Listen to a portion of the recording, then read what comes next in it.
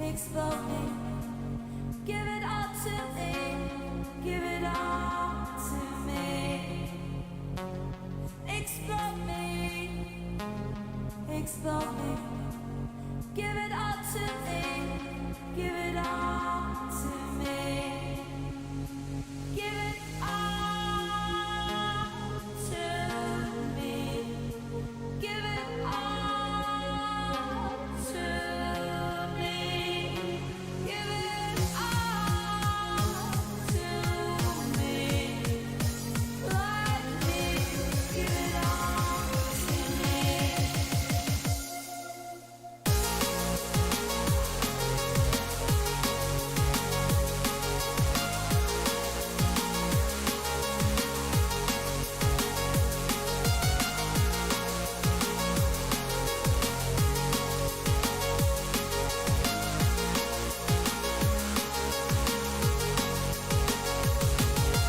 Gaming Morning Show.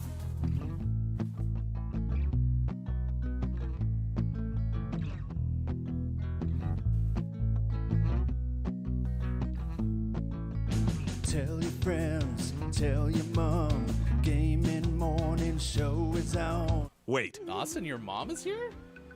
No. Why did I look over where Bob is? Austin, your mom is here? Is she over there? I sure hope not. Is she in the box? Whoa. I haven't seen her in like 2 days. Get out of here, Beelin. I just got the new marble tile installed and you'll mess up the grout. Besides, like our friend Oh Guitar Boy said, Sorry, KK. it's time for the clinically acclaimed Gaming Morning Show.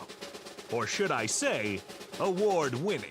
And we have a clip of the year, friends. It is the Lost City of D live. Glad we won. Woo! Burp, burp, burp. Kiki Low is in search of something.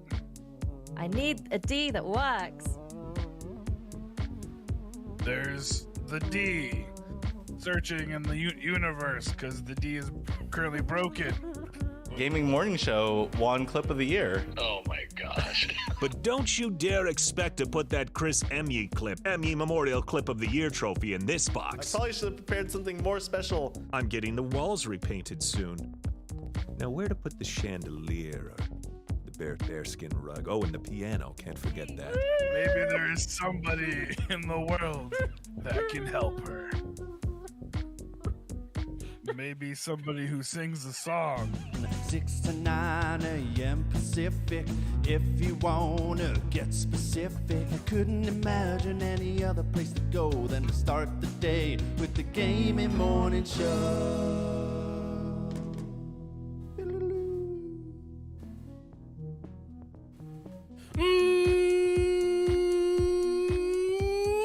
Morning, gamer. Welcome in Monday, March 28th, 2022. Thanks for being along with us wherever you may be. Facebook Gaming, Twitch, YouTube, Twitter, and at GamingMorningShow.tv. I am Hefty Goof. That is Sports.Gaming on the left side of your screen. Thanks for being here, wherever you may be, like I said, because it's the Monday show, and that means it's a summary of the weekend. So we're going to recap every single moment of our weekend. We're going to go in chronological order, but we're going to do an hour-by-hour recap. So we're only going to get to the first 3 hours of our weekend because it has to be in real time. So I think that's an efficient use of our time. Saturday from midnight to 1 a.m. I slept. No, you're supposed to stretch it for the whole hour. Oh, maybe I slept. Stay tuned. I slept. Did you sleep well, at least? During parts of certain times. Yeah. I'm sure this weekend was super uneventful. I'm sure absolutely nothing happened on like the worldwide stage, literally. No. Yesterday, we've been trying to convince the wives to go on a hot air balloon ride with me and you, because you said yes, correct? That you're a 100% in. I'm on board. That's gonna be my birthday. I'm gonna go on a hot air balloon ride. And the subject of Will Smith came up earlier on Sunday, and then obviously Will Smith is in the news as we speak. We'll talk more about that coming up. We have the Gaming Morning Show Morning Gaming News coming up in just a little bit, where we recap the video game headlines of the day. If you'd like to join us in chat, you can at gms.watch. That's our website, gamingmorningshow.tv. Good morning. Kate Zaid opened up the show 22 past 5 o'clock. I am JF Downs in our chat at 34 past 5 o'clock. And then Scott Chick showed up a minute later, so it's great to see the pre-show crew. We're holding things down. And then Jordy Jasper was like, I'm going to be here right at 6 o'clock. So this is very exciting. He said, is this the show that plays games, but it's also a podcast? It's like a morning radio show that plays games. So yeah, kind of basically what you said, which is cool. Jordy's here. Austin Attack 12 is here. Hi, Austin. It's good to see you. I know her. Yeah, big fan of Austin Attack, in fact. Honestly, really am. Austin, your mom is here. I don't know if Austin's mom is here or not. Could be. I guess I haven't looked. I don't think that's how that works. Bubsy's in chat this morning. Good morning to you, Bubsy. Thanks for being here. DRG has checked in already. Onion ring talk coming up. Nice. It's great to see Drew Megas here as well this morning as well. Man, it's going to be a fun show. We have that. We have birthdays this day in gaming history. Someone else who low-key was great in their Oscars presentation yesterday has a birthday today, so we'll talk about that coming up. Today's also National Something on a Stick Day. Great. It's a very wide-ranging category, isn't it? Yeah. I like things on sticks. You want to know what my favorite thing on a stick is? Yep. I have one of those. Look, it's a Puppet Pal, and it's on a stick. It's my favorite thing that's on the stick. Our friend Matt Artisan made these for us. These are our GMS Puppet Pals. Mine's on a Sherwin-Williams paint stirring. Oh, nope, it's on nothing. Oh, it's invisible. It's a special invisible stick. Nothing to see here. No stick to see here. Spooky. I really like my Puppet Pal. Obviously, my brain went to food It looks like that might be the case for many of you in chat. Drew Mega says corn dogs. It's not bad. Yeah, I never like corn dogs as much as I like in my mind, and then I have them and I'm like, the corn dogs are fine. They're not terrible. They're just. I always want the batter, the breading on them to be like half as thick as it actually is. Yeah, less batter. Yeah. The first bite always has that ridiculous amount of batter, depending on how. Like, I've never made a corn dog. I assume this is exactly how they're made. They're dipped in, and then like as they come out of the batter, I'm sure they're inverted, right? You're not dipping from like underneath. I assume. Anti-gravity dipping chamber. I think these are safe assumptions, is what I'm trying to say. You put the batter, and probably like some gets globbed on the end. And so that first bite's kind of like, and it's like 90% bread, 10% dog. And maybe that's why I never like them, is because that first bite is always so bad. Because it's, for me at least, because there's so much batter that it ruins the rest of it. Maybe next time I get one, I just cut off the end and start from there and see if I like the rest of the corn dog. Coming up soon, Sports.Gaming eats a corn dog the way you're supposed to. Like a corn on the cob. I think your job today is to go get lunch that involves a corn dog and film yourself eating it sideways. I'm sure everyone will be fine with that. Yikes. Austin says, I don't have any sticks. Mine is on a paintbrush, going back to Austin's Puppet Pal. But also, corn on the dog. Get it? Because corn on the cob, corn on... I think it makes sense. I've never had the mini corn dogs. Those are like the corn dogs without a stick. That goes against everything today stands for. It's not qualifying for National Something on a Stick Day. Well, thank you for being here. Answer the question when you have a chance. What is your favorite thing that's on a stick? Popsicles came to mind. Those are a good summer treat, if you will, unless you're getting Otter Pops, because those are clearly not on a stick. They sometimes make orange creamsicles. Ooh, that's pretty good. Those are pretty good. They sometimes make like sausage on a stick, so it's like a corn dog that didn't get to the corn dog stage. So I think that those are kind of better sometimes. What about like little meatballs that you pick up with a toothpick and eat it? Is that just on like a little baby stick? They start not on a stick, then they're speared, become on a stick. If you're getting like the fancy ones, in terms of like you're at a dinner party and someone's serving them on a tray. Excuse me, would you like a meatball on a stick? Then they're already on the stick and you don't have to worry about that part. So perfect. It's also my coffee's on a stick. You have a stick. You just invented coffee on a stick? Coffee on a stick. One drop at a time. It's delicious.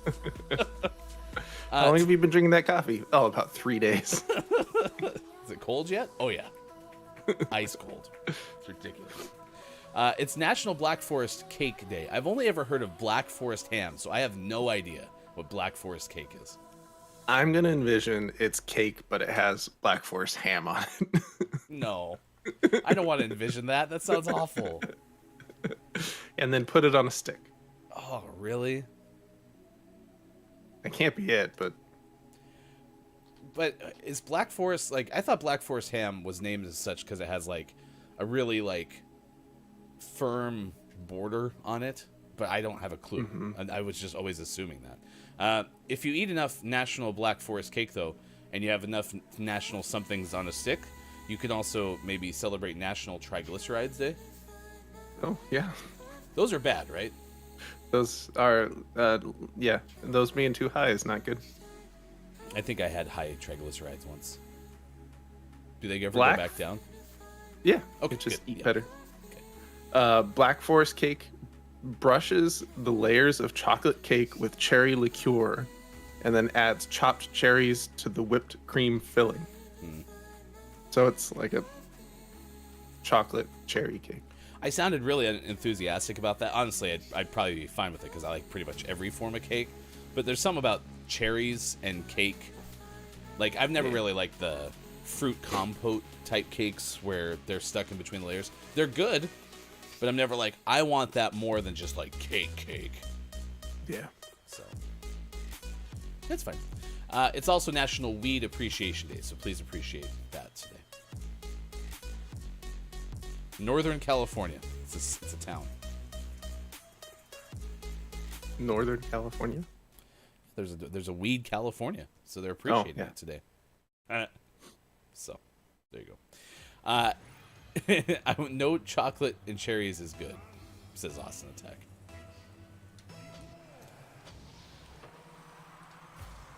Uh-oh. Like, I'm fine with chocolate covered cherries. Yeah, they're fine. I'm not a huge cherry fan in general. Not even cherry cola? They're fine. Cherry cola is probably the best cherry option. What would Savage Garden say? Haagen-Dazs ice cream bars, chocolate almond on a stick. So you said like the creamsicle thing are pretty good. Uh-huh. Yeah. Any I even prefer ice cream bars to ice cream. Yeah. And I prefer ice cream bars to like more traditional popsicles. Yes. I agree. Popsicles are fine, but popsicles are the type of thing that I wouldn't usually go out of my way to get. But if you're like, hey, we're having popsicles, here you go, I would have it and it'd be just totally fine. But I'd never go to the freezer and be like, I'm having a popsicle. Yeah, and then I'm not good with the Otter Pops because they cut my mouth. Like, you cut off the end of an Otter Pop, and then you start to, like, try to get the damn thing out of the plastic packaging, and, like, the edges of the plastic are so sharp that it cuts your mouth open, and it's not fun.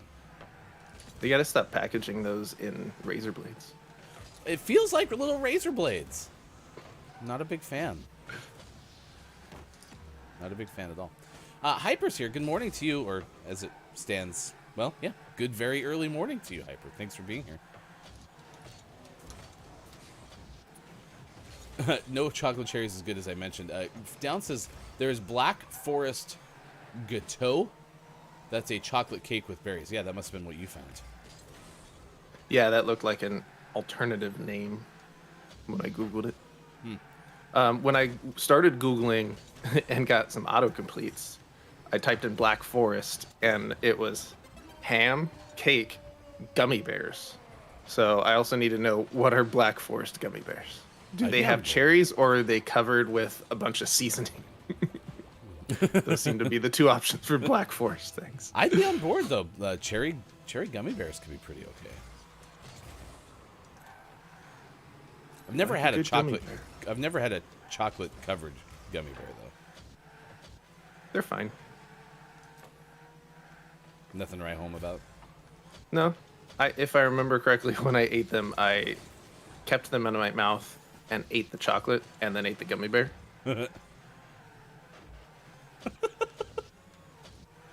What an experience. So, I don't know if I like chocolate-covered gummy bears or if I just like chocolate and then gummy bears. Oh, we're getting information from Downs that Black Forest Gummy Bears is actually just a brand. Do they also make ham and or cakes? Maybe. Yeah, chocolate-covered cherries are fine. I like the dark chocolate-covered cherries, and I think that that's independent from my preference for liking dark chocolate better than milk chocolate, but I don't see how that's probably possible. Because I don't dislike the milk chocolate-covered cherries either, but I think there's something about the dark chocolate ones. Coming up, Indiana 5th graders have looked to start spreading some more happiness throughout the world. We'll tell you how they're doing that. That's coming up at this hour with Gaming Morning Show. Our friend Mike is on vacation this week. Mike found an alligator. Sure did. Did Mike tweet this out at all? Not that I saw, but I wasn't cruising social media as much this weekend. Does anyone know if Mike tweeted out a picture? You can follow Mike at Look It's Mike O on Twitter. Does anyone know if Mike did? Because if not, I need to share this on our Instagram. This is like the longest, skinniest alligator I've ever seen in my life. I still maintain he's trying to become a snake. Oh, the alligator's like, I don't want to be an alligator. I want to be a snake. Yeah. And he's doing a pretty good job. Yeah. It's a very snake-like body structure. And also, I can't really, I mean, I'm sure this happens in places where, you know, alligators live, since, you know, that's where you usually find alligators. But I can't imagine having lunch and then being like, oh, look, it's an alligator. Huh.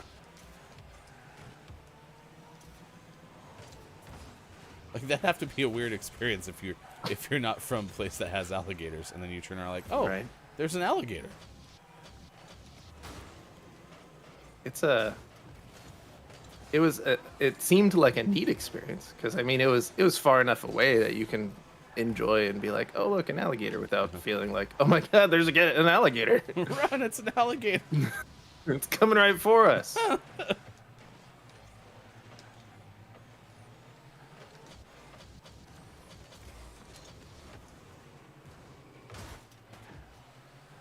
Nice. Oh, I thought you had that. Black Forest seemed to be specialized in gummy sweets and fruit snacks. So no word on ham nor chocolate or or cake from the Black Forest company.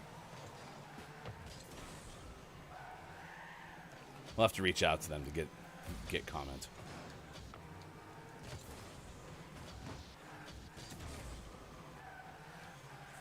Austin Texas, I wish they'd make them vegetarian. They look so good. The Are fruit gummy- snacks? Yeah. Or the alligators. Are gummy bears not vegetarian?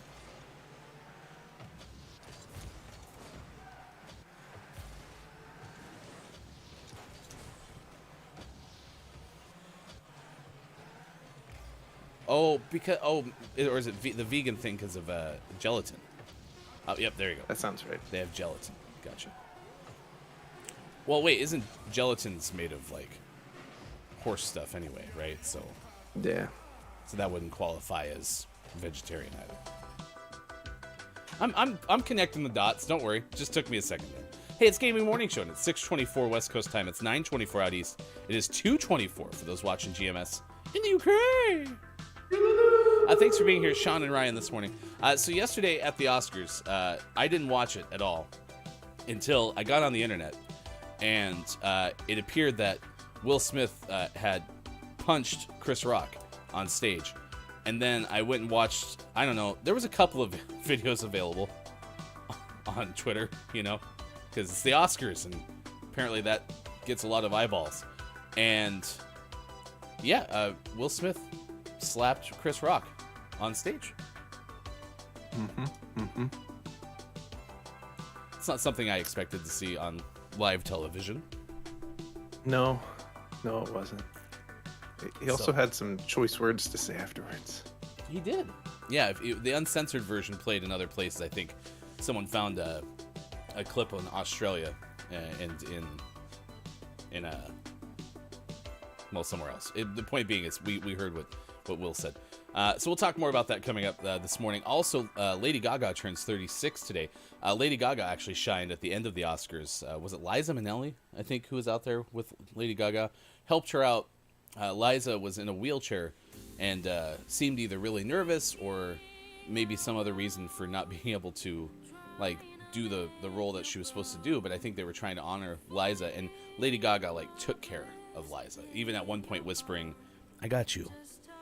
And Liza was like, "Thank you." Like, it was really sweet at the very end of the Oscars, right before Best Picture. So if you've only been consuming Chris and Will, maybe check that out too, because Lady Gaga shined yesterday. So that's the only part of the Oscars I watched. Jessica Chastain, I think I'm saying that name right, won Best Actress. But you know, I only saw like the last 3 things, so it was really, really bizarre. We'll talk more about that after the news, because we have stuff to do. We got to get video game headlines of the day, and for that, we turn to hashtag Video Game Expert. Here's Sean. Good morning. It is Monday, March 28th, 2022, and this is your gaming morning show, Morning Gaming News. Light day today, but I found some fun things to share. It's a Monday, which either means I walk into the office and start looking up stories Monday morning, and there's like 50 things to talk about because the weekend was really busy, or there's like 0 things to talk about. It's one or the other every Monday. First news story we're going to talk about is regarding GTA Plus, which is GTA Online's new monthly subscription package for those that are playing on PlayStation 5 and Xbox Series X. This is from Ryan Gilliam of Polygon.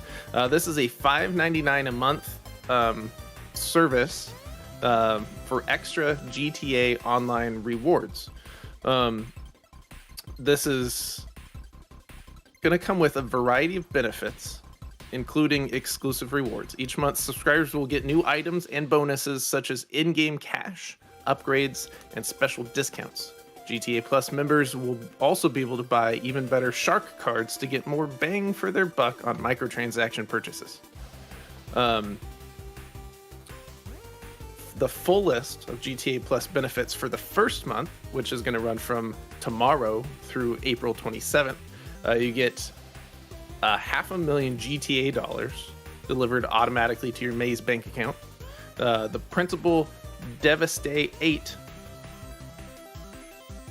Don't know what that is.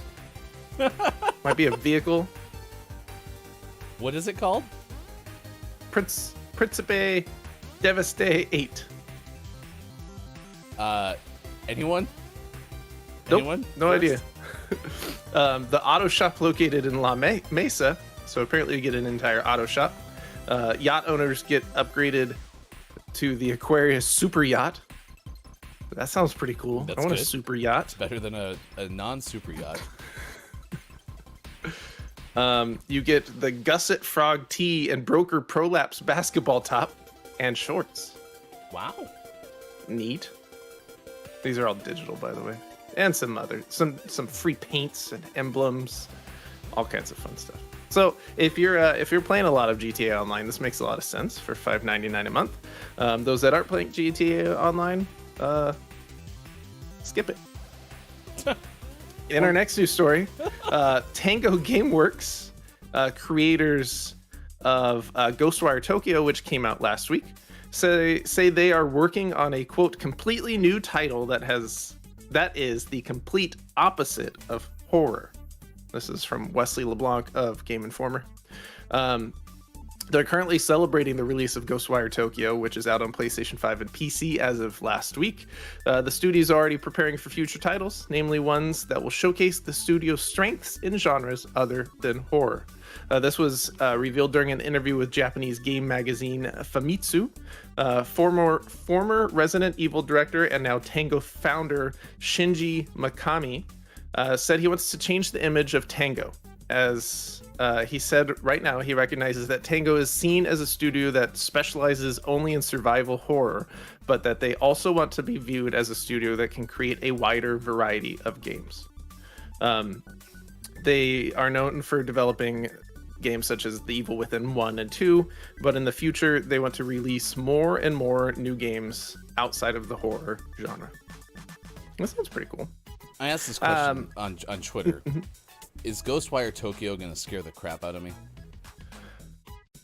From my experiences with it, which I have not played it, so I've only watched certain things, it doesn't seem as horror as like Resident Evil. Really? Yeah, it doesn't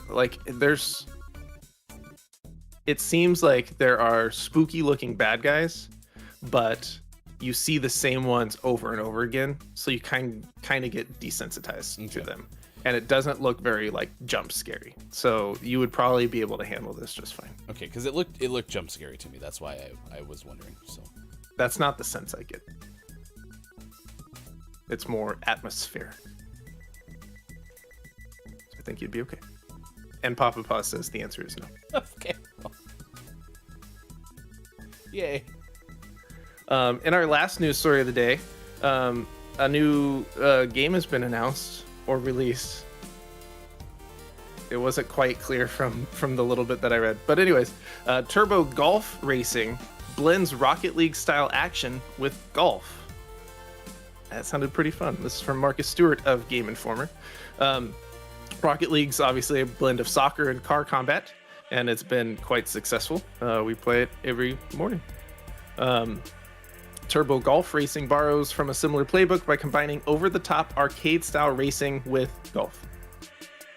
The upcoming title pits players in a chaotic race to guide their respective giant balls into a big hole. You can jump, dash, glide, and flip your vehicles to knock balls through boost rings and past obstacles like sand traps and trees to get it in the hole before your opponents. It looks pretty cool. I mean, they knew what they were writing, right? Mm-hmm. Okay, good. Just making sure. Hey, when we're sick of pushing soccer balls into nets or into net-like basketball hoops, then we can hit the links. Honestly, I like golf. I'm just surprised this hasn't happened sooner, right? When Rocket League got really popular, it's like, oh, well, we'll just make other ball car games. Car baseball. Yeah. Actually, that would be a blast. That would be a lot of fun. Coming soon, GMS develops games. Oh, no. Car baseball. It's a long process. I don't know if I have the patience for that. I'm going to have to stop doing the show. I'm going to be very busy developing a game. And always last but never least, we finish off today's Gaming Morning Show Morning Gaming News with the world-renowned segment within a segment where we take a look at what is out today, like Game Dev Story out on PC and Dungeon Village out on PC. But for the most prestigious award in video game-focused morning shows, your favorite segment within a segment within a segment, today's name of the morning goes to Crows with a Z out on PC. All caps. All caps, Crows with a Z. And a Z. That's a lot of crows. With Z. All right, well, congratulations to Crows. That is our name of the morning, and thus becomes eligible for Name of the Month consideration. You can go to our Twitter, @WatchGMS. We certainly would appreciate it if you do. You can A, follow us, but B, look for a tweet about the Name of the Month. We have that giveaway coming up very soon. Jank Brain won our Name of the Month for January. Have you looked much into that game yet? Yes. Okay. I don't remember. That's right. That's right. We'll talk more about it when we actually give it away. The good news, if you're a Patreon subscriber, which many of you in chat are today, you can get entries for, being a Patreon subscriber. And you get other cool little perks like Patreon-only events, which we have coming up tomorrow. So if you haven't checked already, go to our Discord. Tomorrow, coming up at 3:30 p.m. Pacific time, we would like all of our Patreon subscribers to join us for some fun and games with GMS Games. So that's coming up. You can find out more information in our Patreon-only Discord channel at gms.watch is how you get to our Discord, or you can click that link right there. Crows with a Z. Hashtag GMS Name of the Morning. Out on PC. Crows with a Z on PC. Sorry, all caps. Crows with a Z. Austin, it's good to see you this morning. Papa Paz, as you mentioned, is here. Very little jump scares in the game. Very short story, though. So is that game like a 3-5 hour game, something like that? Because that seems like a lot of hype for a shorter game. It's gotten some flack for its repetitive gameplay and being relatively short. Looks like the main story, if you just did the main story, is 11 hours on howlongtobeat.com. There's extras that take it up to like 18 and a half, and then obviously you can go for like the completionist run, which is longer, but it's gotten some flack for being a little bit repetitive and kind of boring when you get into the gameplay. So a little bit of a disappointment. It had been on my list of games to keep an eye on, and it coming out and being more mediocre, it got kind of pushed back to the bottom of my pile. So okay, well, there you go. But when you start playing Crows with the Z, that'll be a different experience. So Crows is it's about an 8-hour main story, says Papa Paz. I remember hearing a podcast about it. Their initial writer left early in production. I'm sure that affects things. For sure. I think I got it for free on PS5, says Downs. Crows with a Z or Ghostwire Tokyo? There was a Ghostwire Tokyo is not free. If you're thinking about the game that was on PlayStation Plus, I know exactly what you're talking about, and it's Ghost Runner is on PlayStation Plus. Yeah, there's a bunch of there's Ghost Runner, there's Ghostwire, there's all kinds of ghost games. But this one, Ghostwire Tokyo, totally seems like a game that will be on PlayStation Plus at some point. So just wait like a year and it will be free. All right. Bear Bear's not here yet, so let's summon Bear Bear. Bear Bear, I wish you were here. Bear Bear, it becomes so clear when the window opens and we see your face. Bear Bear, Bear Bear, grace us with your place. It was fall apart right at the end. I know, but I was ready. I was like, place is the word, but I was gonna be like, grace us with this place, but that doesn't make any sense. Man, dang it. So close. So close. Wu Dang Pig is here. Good morning to you. Appreciate it. Yeah. So yesterday, if you missed the whole Chris and Will drama at the Oscars, Chris Rock was on stage, I believe as a presenter. Chris Rock, I don't think was the host. No, he was presenting.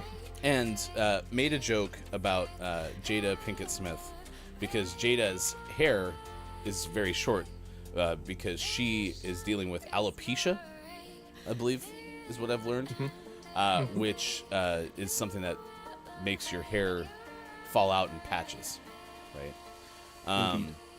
And didn't appear to accept the joke very much, very well. Will Smith was sitting next to Jada on camera, initially was smiling, and then the camera cut back to Chris, and then Will walks up on stage and opens up the right hand and slaps Chris Rock across the face, and then goes back and sits down in the front row and tells Chris to keep his wife's name out of his beep mouth twice.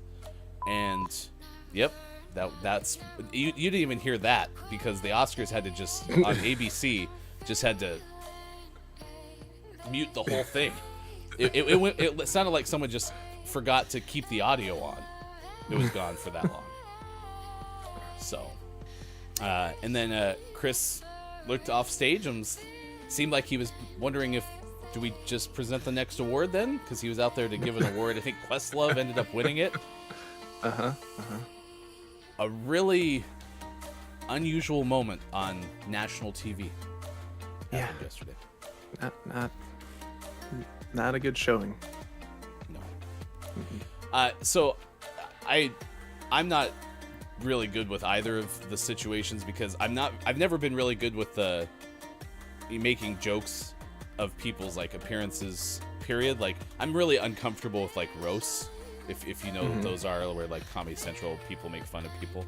So I'm very uncomfortable with that too. I also don't really like people getting in physical altercations, right? So both everything that happened. Both everything. Yeah, both everything just was not really in my wheelhouse. So I can't imagine me being happy with either side, you know. But it was awkward. Yep. Austin Attack, comedians need to learn that you can be funny without hurting people, and if you can't, you're not really funny. You're just an ass. Yeah. Yeah, and even like the roast, I don't like them. I'm not very comfortable in that setting, but at least that's like stipulated, right? You know what you're getting into in that moment, as opposed to an award show, right? That's yeah. So. Superphonic is here this morning. Wu Dang Pig, as I mentioned. It's good to see you both. Our topic of the day has to do with things on sticks. Of course, Chris and Will are trending. We got birthdays coming up in about 10 minutes, but what is your favorite something on a stick? We would love to know your answer there. Austin says there are plenty of comedians who don't put people down, and they're hilarious. I align with that kind of humor much more. So, Indeed. And if he really wanted to incorporate like ribbing those in the audience, because that wasn't the only joke he made at someone's expense in the audience. It wouldn't have been that hard to reach out and be like, hey, I was thinking about making this joke. Are you okay with that? Because some people have no problem, like, oh yeah, use me as a punchline. Like, he could have reached out to Will and Jada and been like, hey, I wanted to run this by you. And she could be like, nah, I'd rather you not. Yeah. Wouldn't have been that hard. If he insisted on it. Yeah. Superphonic, 2 wrongs don't make a right, and assault isn't cool. Yeah, I mean, I've never been one that, even in trying to defend the ones I love, I've never been one that's like, oh, well, I'm going to lead with physical, right? But I've always been a words person anyway, so I've never really, like, been interested. I've had people in my life who are like, man, I kicked the crap out of somebody. Haha! And I was just like, I don't get it. I don't get it at all, right? I think I was in one fight in my life, and that was like in 8th grade. Did your mom get scared? No, we're not doing that. We're not doing You said the words. I- You literally said, I got in one fight. How can I not? I did say one little fight. Yeah, fair. Wu-Tang Pig. Did you win? It's not important if I won. Okay. But I wasn't picked on as much after that. So. While Chris's joke is probably poor in judgment, Will didn't have the right to slap assault Chris like he did. There are better ways to address. Yeah, I agree. I mean, I agree with both of those statements. I mean, even Chris's joke is in poor in judgment. There you go. That's true, I think. And Will didn't have the right to slap him either. No. Yeah. So anyway, it still dominated. Like I woke up this morning, looked at Twitter, and every single headline has still to do with this whole thing. So, and then Will did win Best Actor, which is, I believe, his first Oscar. And his speech, I don't know if Will's doing okay. So, and apparently his book talks a little bit about where he was coming from with this speech. I have his book. Hofbrew bought me his book for Christmas, and I can't wait to read it because I've always liked Will Smith. So I maybe if I read his book, like, his speech seems a lot less connected to the Oscars, right? But in the moment, it could definitely be interpreted as like a PR spin. So I guess his publicist was out talking to him. I guess the director or the producer of the Oscars was out talking to Will Smith. I've seen Vince a lot of people. Washington came and talked to him. Yeah, I've seen a lot of people on Twitter even say that they were surprised Will was allowed to stay, which I think makes sense. Except the producers probably knew that he was going to get the Oscar for Best Actor, so that's maybe the only reason they let him stay. So. Yep. Superphonic says, I think I could talk my way out of a fight. I probably have, honestly, before in my life. So, yeah, I'm not a physical person, so that fits me. Papa, I have no idea what happened until this morning. Yeah, well, you know what it reminded me of? It reminded me of when Kobe Bryant passed away from the helicopter accident. I was just on Twitter casually. Honestly, I didn't even know the Oscars were going on yesterday. Like, legitimately did not know. I don't watch the Oscars. I had to one year because I was planning an award show for work, and we were going to model it after, like, a big-time awards ceremony. And since I don't really watch them all that often, I decided to check it out. But other than that, I don't really watch the Oscars. And so I was just casually scrolling Twitter, like, to end my day. And all of a sudden I'm like, whoa, what's going on, right?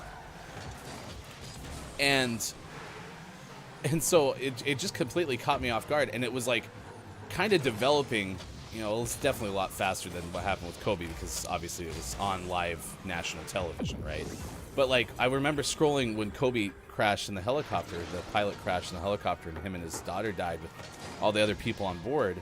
And I was just like, is this really happening right now? Like, it was developing so slowly in my mind, even though clearly with yesterday it was, you know, it was in real time. So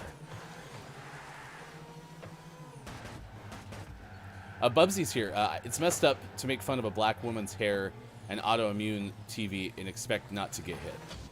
Yeah, I mean, I was listening to some Twitter Spaces yesterday, and that was definitely a line of discussion from people in the black community, specifically. Like, that was definitely something that was talked about quite a bit. In fact, I listened to that Twitter Spaces for over an hour, and that definitely had come up quite a bit. In fact, Austin says, I don't know, black women are treated so terribly by everyone, so having a man who has spoken about hair specifically make a joke like that about a black woman with alopecia is horrible. I'm not saying Will should have hit him, but like, I'm also kind of on board with it. Yeah, that was echoed, or you're echoing what I heard last night, for sure. In fact, I had heard, or it was brought up in that same space, that apparently Chris Rock has done that before. So, Drew Megan, nobody's perfect, and so hopefully this was a learning moment for both of them. Yeah, and the only other thing that I think we haven't mentioned that is at least out there is Chris Rock has decided not to press charges, because it is something that you could press assault charges for. So, Absolutely. I mean, I'm not a law enforcement expert, but I assume that's the case. So.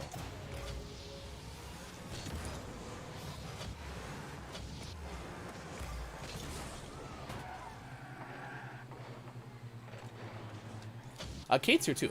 White people don't get scrutinized like this when they mess up. Just saying.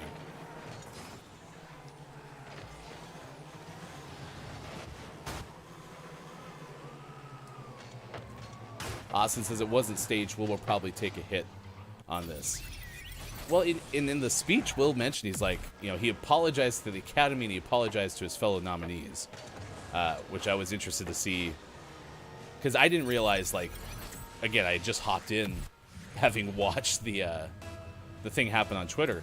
I had no clue that Will was up for Best Actor, nor did I know that, like, it hadn't happened yet. And so I was like, oh, I wonder if he's going to have to give a speech.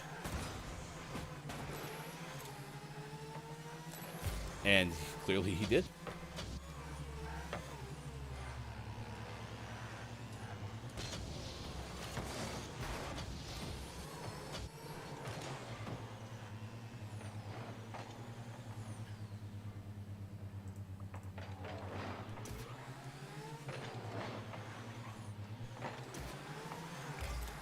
Austin Tex is right. If Ryan Reynolds had slapped someone defending Blake, he would have been praised, probably. I don't think so. I don't think anyone in a live TV situation going up and slapping a presenter would have been praised. I would have been just as disappointed had anyone done that.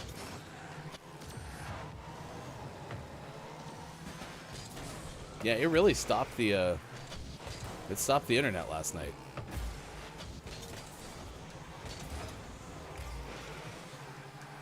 A friend of mine every year gets like really into the Oscars. Like, they hold a full-blown Oscars party. They've like set up almost like their own like pseudo red carpet to take pictures as people come in. Like, it's a big deal, right? And watching his Twitter timeline yesterday of like the chaos that ensued at their, because this is a group of people, right, who've watched it year after year after year and are like basically in pandemonium with one another in their household because of the fact that this is happening right in front of them. Like, what is going on? What is going on? It is very bizarre.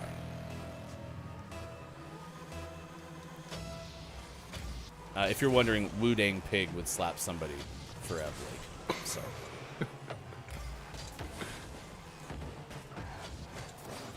Yeah, I guess there's a video out there too.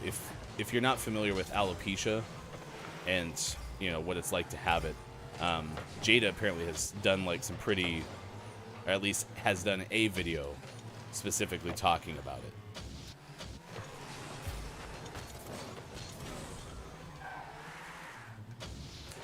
it. Wu Dang Pig says, where I went to school, you either fought people in the bathroom or at lunch. But sometimes at the catfish farms. Catfish farms. Okay. Woo, I've never been to a catfish farm. Are you talking about like the hatchery?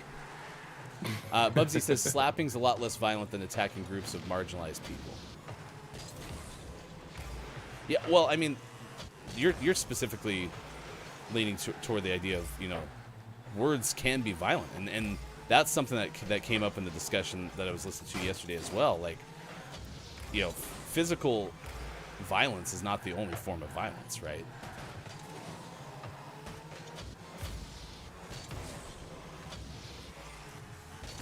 Awesome attack. I think too, we all haven't been in this situation. You don't know that you wouldn't have done it. You react in the moment. If someone made a joke on live TV about my wife in regards to something that is painful for her and so many others, I may have slapped them too.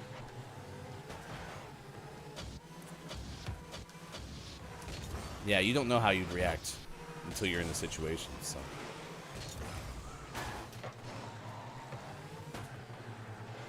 I don't know why it was called that, but it was at the lake. Gotcha. So it was not an official hatchery. Well, I will say thanks, chat, for being here and obviously talking about a moment in time and something that you know, was harmful. So, and I'm interested to see what does come out of this. If people try to act like it just never happened, or if, you know, Will and Chris, you know, spend time talking about it. Like, I'm very intrigued to see how it's discussed post, because we're still, you know, what, 12 hours removed from when it happened. So I'm intrigued to see what will happen. You're right, Austin Tack. I probably would have kicked his butt instead of just a slap. Well, and honestly, when everyone had thought maybe it was a bit, it looked like it was a full-blown punch, and then they were able to zoom in on the thing. And honestly, I'm sure getting hit with your knuckles versus getting hit with an open palm is legitimately a different experience. I haven't obviously been hit that much in my life, but either way, it's still violence. So.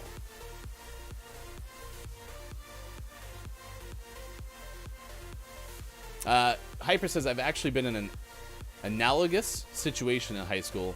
Nearly punched a guy for making fun of a friend during speech, even knowing I'd have lost the fight. Yeah. Yeah, I like people taking care of each other. I honestly just can't get on board with physicality, but that's because I'm not a physical person. So, like, I would have... in fact, you know, I actually thought this might have been the case in hindsight, right? If Will's going to win the award, you would have had the platform to talk about that, right? Instead of having to then talk about it after a slap. So, and if Will didn't win, he likely could have addressed it in other ways too, right? So, yeah, for sure. But like, I hear what the likes of Bubsy and Austin are talking about for sure, and you know, and that might be, you know, the end of the discussion, right? This is a thing that marginalized people have had to deal with for a long time, right? And that crossed the boundary. So, Sports Talk Wife is here. Chris Rock definitely crossed the boundary. If you're impassioned enough to stand up for loved ones when they're being attacked, you never know how you would react. After doing a bit of reading, I don't think this situation is condemnable by white people.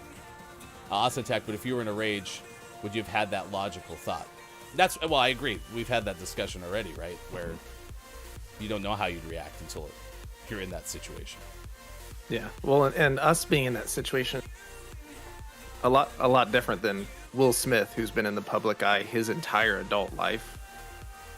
Like, it's frustrating when, like, all of us should know better, right? But we don't know how we would react in that situation.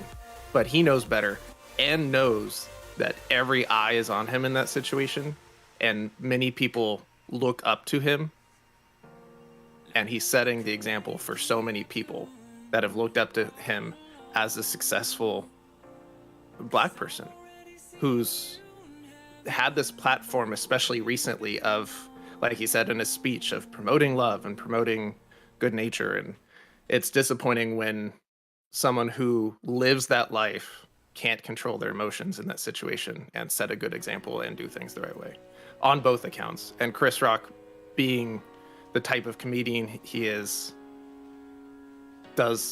pushes those boundaries all the time. And what he did isn't right either. And like I said earlier, I would have liked to have seen him, if he's going to be making the joke of someone at someone's expense, he could have done it in a better way. If he insisted on doing that joke of reaching out, being like, hey, does this bother you? Rather than just throwing it out there on live TV. Well, again, thanks to everyone who participated this morning. Everyone who's here. We always like having you here for Gaming Morning Show. It's 6:57 on the West Coast. It is 9:57 out east. It is 2:57 for those watching GMS in the afternoon. Today's birthday is this day in gaming history. If you have a birthday that you want to celebrate, someone who you know has a birthday today, please let us know so that we can celebrate with you. Today is Lady K's birthday. Woo! In fact, because it's Lady K's birthday, and we know that that's a fact. Lady K, fact of the day. Day.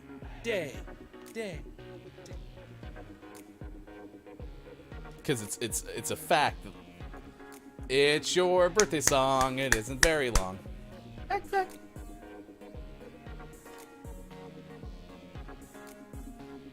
I did it. You did. It's that sound like half hit my eardrums. That was a weird sound. It's bizarre. Country singer Reba McEntire, who I believe after having my eyes on Oscars Twitter, performed yesterday at the Oscars. Makes Anyway, sense. 67 today. Fun fact, starting off strong today, Cleveland.com used to star in her own series, Reba. Oh, what? Yeah, I remember that series that Reba McEntire was in called Reba. That's good. That's good. Cheryl James, rapper, is 56 today. You might know Cheryl as Salt as part of Salt and Peppa. Turns 56 today. Actor Vince Vaughn turns 52 today. He had a small role as Derek's brother in Zoolander. I actually don't remember that. I don't remember that either. I haven't seen Zoolander in a while. So It's been a bit. Rapper Mr. Cheeks today is 51. Solo artist with a single Lights, Camera, Action. Singer Ledisi turns 50 today. Ledisi was part of a group. Let me see.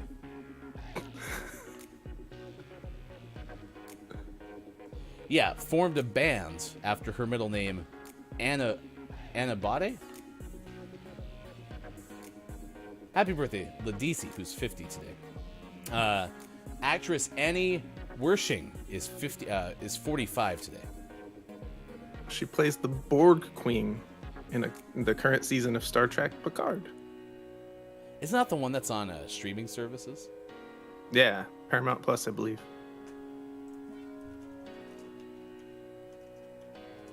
Also Along today, with Halo. Actress Julia Stiles turns 41. Nice. She lost out to Kirsten Dunst for the role of Claudia in Interview with a Vampire.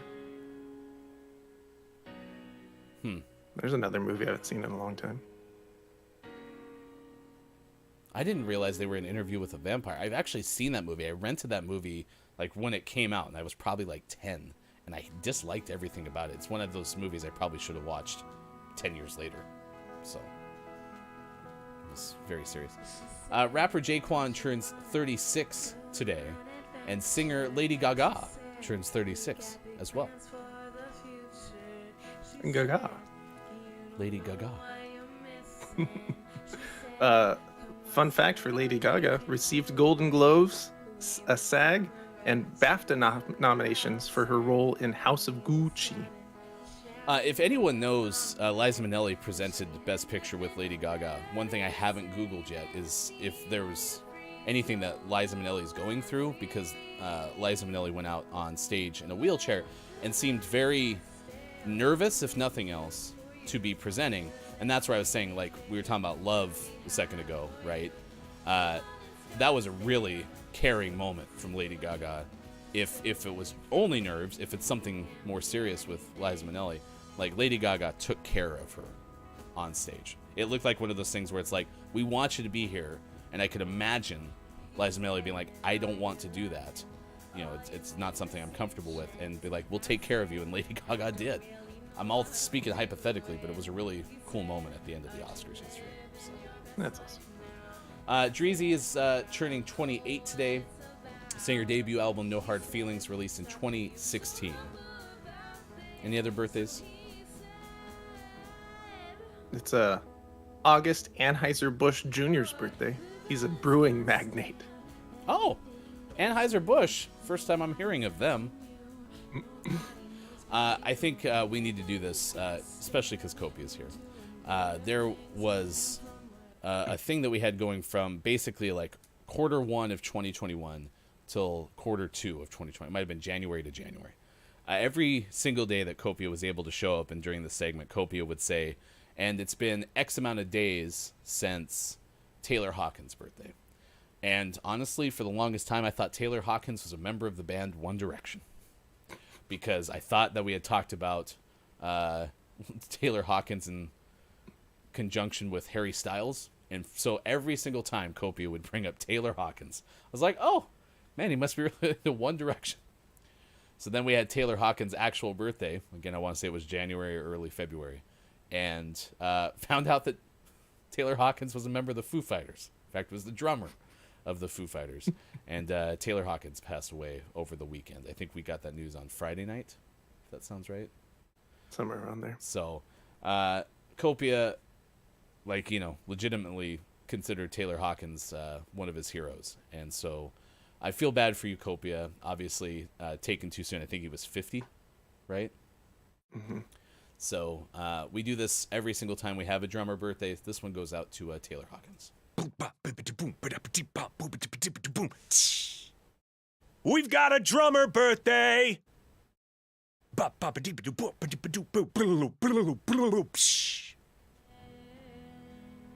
Sorry, Kopia. Sorry, buddy. All right, it's 7:04. This day in gaming history, we're just going to skip it for today. Yeah. It's too bad. Too bad. All right, next hour, we have a top 10 list for you. We've had someone, I think Wu Dang Pig might have said, I don't trust food that are on a stick. Like, why is the stick there, I think is what Wu Dang Pig said.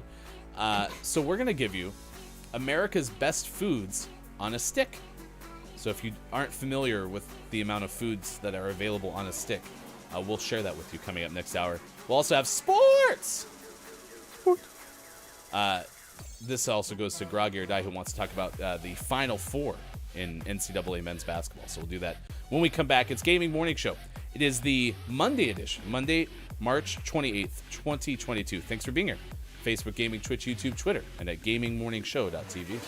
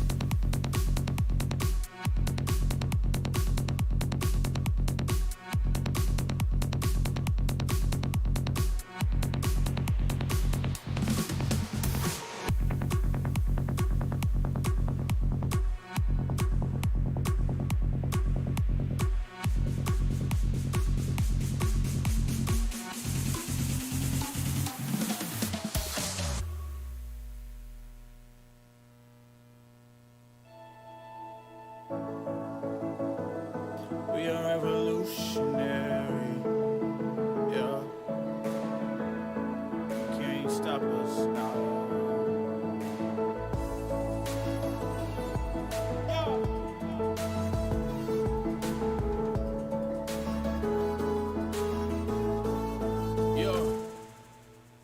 There's nothing I got to prove, nothing I got to lose. I will not follow you. It is my time to choose. Nothing I got to prove, nothing I got to lose. I will not follow you. It is my time to choose. It is my time to move. I will not follow through, cause I got my own mind, winning on my own time. Didn't come when I want it, but it's always on time. I'ma go and get it, and it's all part of my vision. Then I'ma show everyone I can make it. I'm different. You can't stop what you can't see. No more chains, yeah, I'm truly free. I pay my dues, it ain't come cheap. No more chains on me, you can't hold me down. You can't hold me down. You can't hold me down. You can't hold me down. Yeah, no more, no more, no more. No more, no more, no more. No more, no more, no more. No more, no more, no more. You can't hold me. Look at where I came from. I can never fall back to the same ones. Only good vibes now, but the hard times is what we raised from. Turn to the ambition we are made from. We don't run, we don't fall, we don't stop, we don't fail. We take all our doubts, the dark clouds, and we still prevail. Raise a fist to the sky, a solution's there. And we stand for the dreamers, a revolution's here. You cannot stop us. You cannot stop us. There's nothing you can do now. Just watch. There's nothing you can do now. Just watch. It's a revolution. It's a revolution. Yeah. You cannot stop us. There's nothing you can do now. A revolution.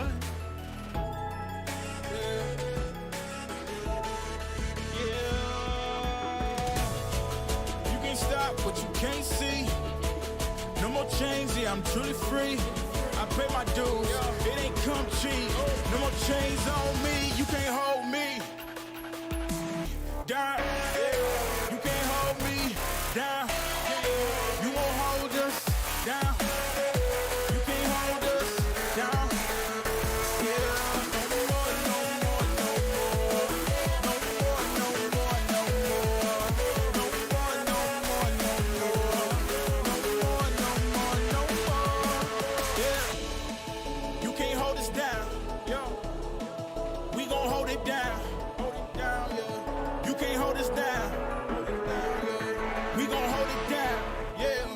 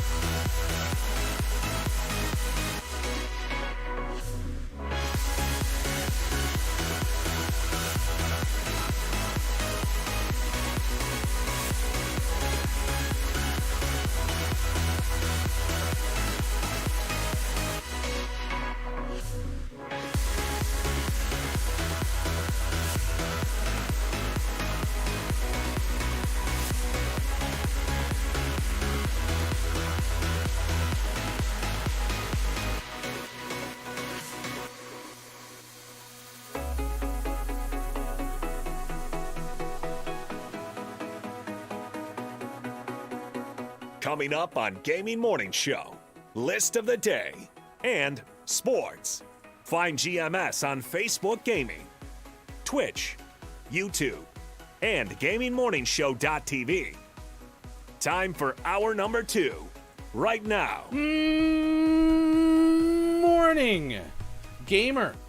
Gaming Morning Show continues. Thanks for being here. It is Monday, March 28th, 2022. Sports.gaming and Hefty Goof. Happy birthday again to Lady K.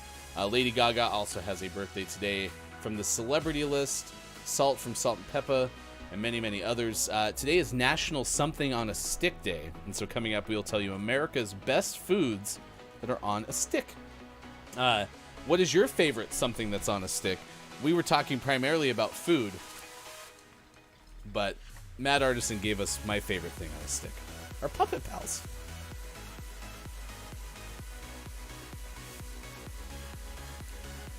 Look at Hefty Puppet. He's bouncing to the music.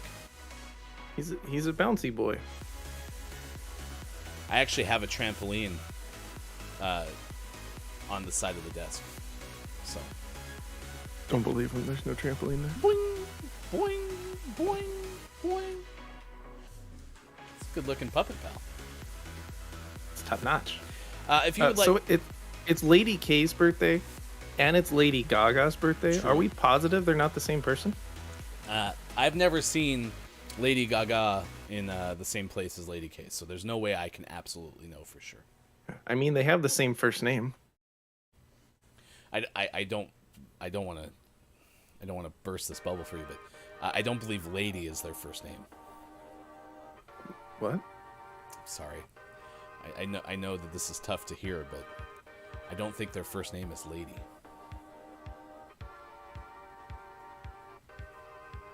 I'm gonna go. No, stay. This. I wanted to have this conversation with you for a while. No, I need you to come back. I knew this. This is why I avoided this conversation for so long. It's because I knew it'd be difficult for you to handle. But no, this is not nearly as dramatic as when Jeff didn't answer my phone call. So that's true. That was a bad day. Yeah. Which, by the way, if you want some follow up on that, GMS investigates. He was trying to send me time-stamped photos of where he was at the time to try to show that he didn't actually get the phone call. Because the controversy, Kate Zaid pointed this out, was that it rang twice and went to voicemail, right? Usually the phone rings at least 3 times, most of the time 4, before you ever get sent to voicemail if they just missed your call. And so Kate had a good point. Like, I was legitimately concerned that Jeff didn't have time to talk to me on a whim at 7 or 8 in the morning. Because how unreasonable is that? And I think Jeff actually took it to heart, where he was like, I felt bad about not answering your call because I think Jeff likes being part of the bit. And right. And he had such a streak going. I know. Now it's 0. The streak is 0. Just like the balloon game. Oh, and if you're a fan of Don't Let the Person Floating from the Balloons Fall in the Monster's Mouth, we've heard some, if not all of you, want that game to be played again. We haven't played it in some time. So let us know now. Next hour when we play community games, do you want to play Don't Let the Person Floating from the Balloons Fall in the Monster's Mouth? Or do you want to play Google Feud? You can listen. Also this hour, sports! Scott Chick, who upsets Sean? No, Sean, yeah. Quiet says her real name is Lady Gaga. Or Brendan says Lady K Gaga.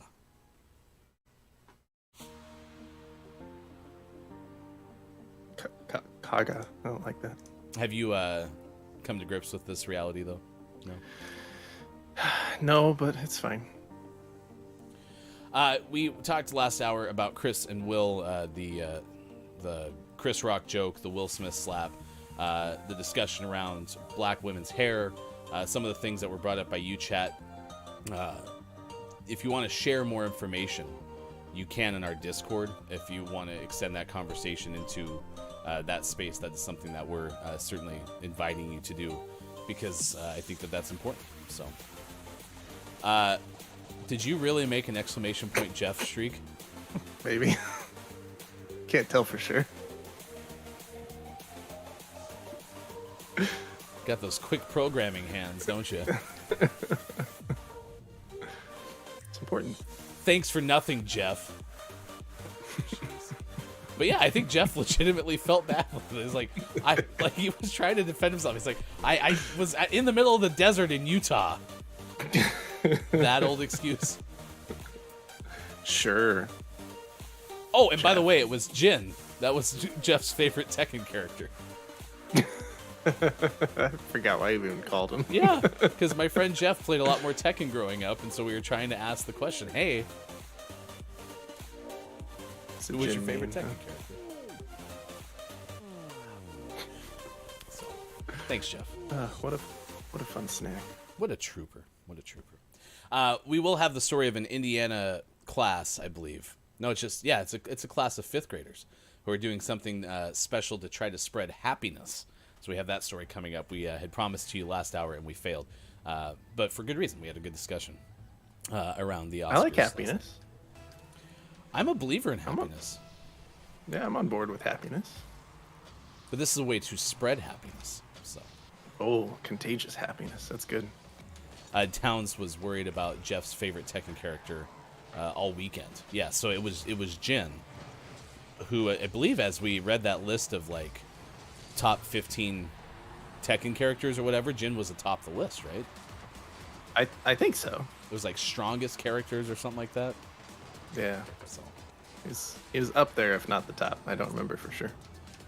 Today is National Black Forest Cake Day. We think we've narrowed it down to either that is specifically the brand Black Forest, or is a type of cake that has some cherry components, like chocolate and cherry is apparently something that Black Forest cake pertains to. So even someone gave it a fancy name. Was that Downs who called it like Gusteau or something like that? Some, yeah. I think it was Downs. And we talked about do we enjoy the flavor of cherry and chocolate together?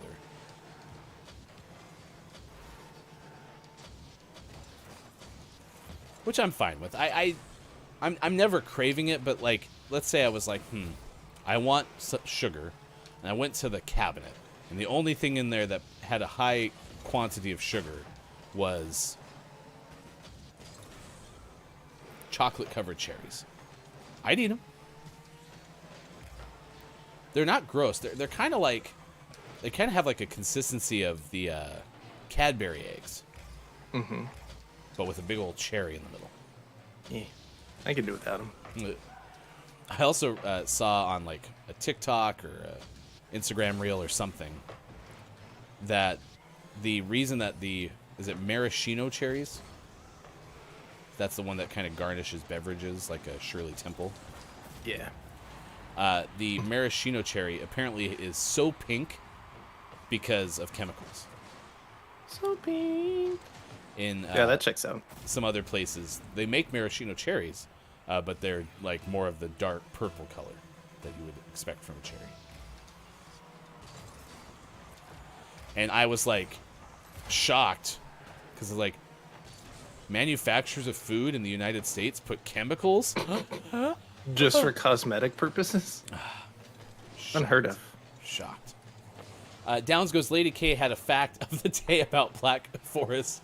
Good. I don't believe Lady K did. I don't think I've seen Lady K today, to be honest with you.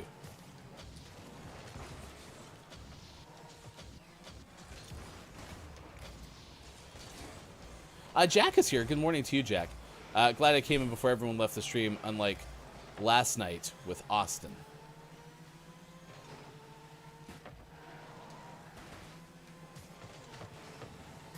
Was Austin streaming yesterday? Yeah.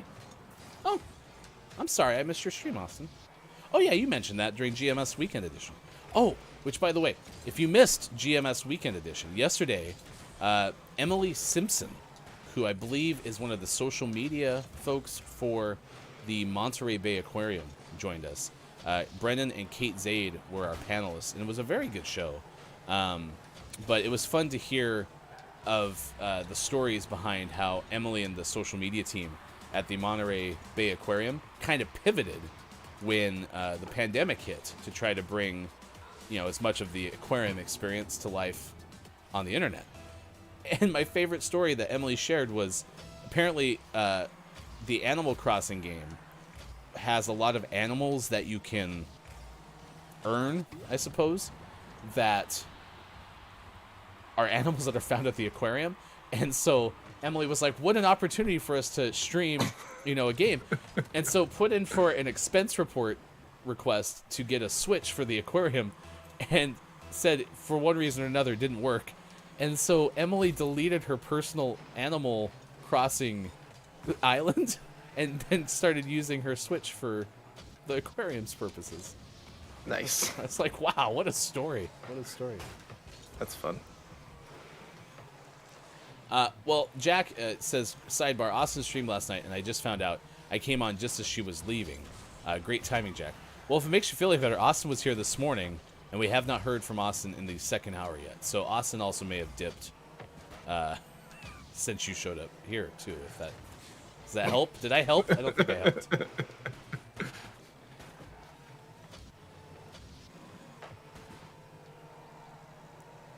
Oh, there you go, Jack. We found Austin. Don't worry. Austin is here. Oh, boy. Wait, Oh, boy. Austin, your mom is here?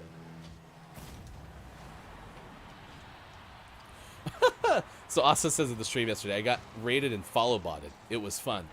And then said, the raid was fun. That is true. You kind of group those two things together.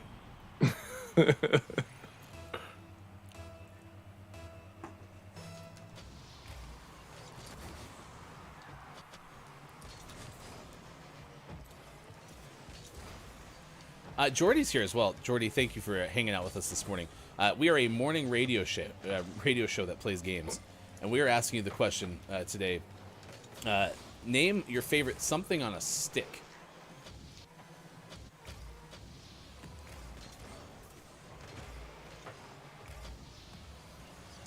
Did you ever make a bridge out of popsicle sticks?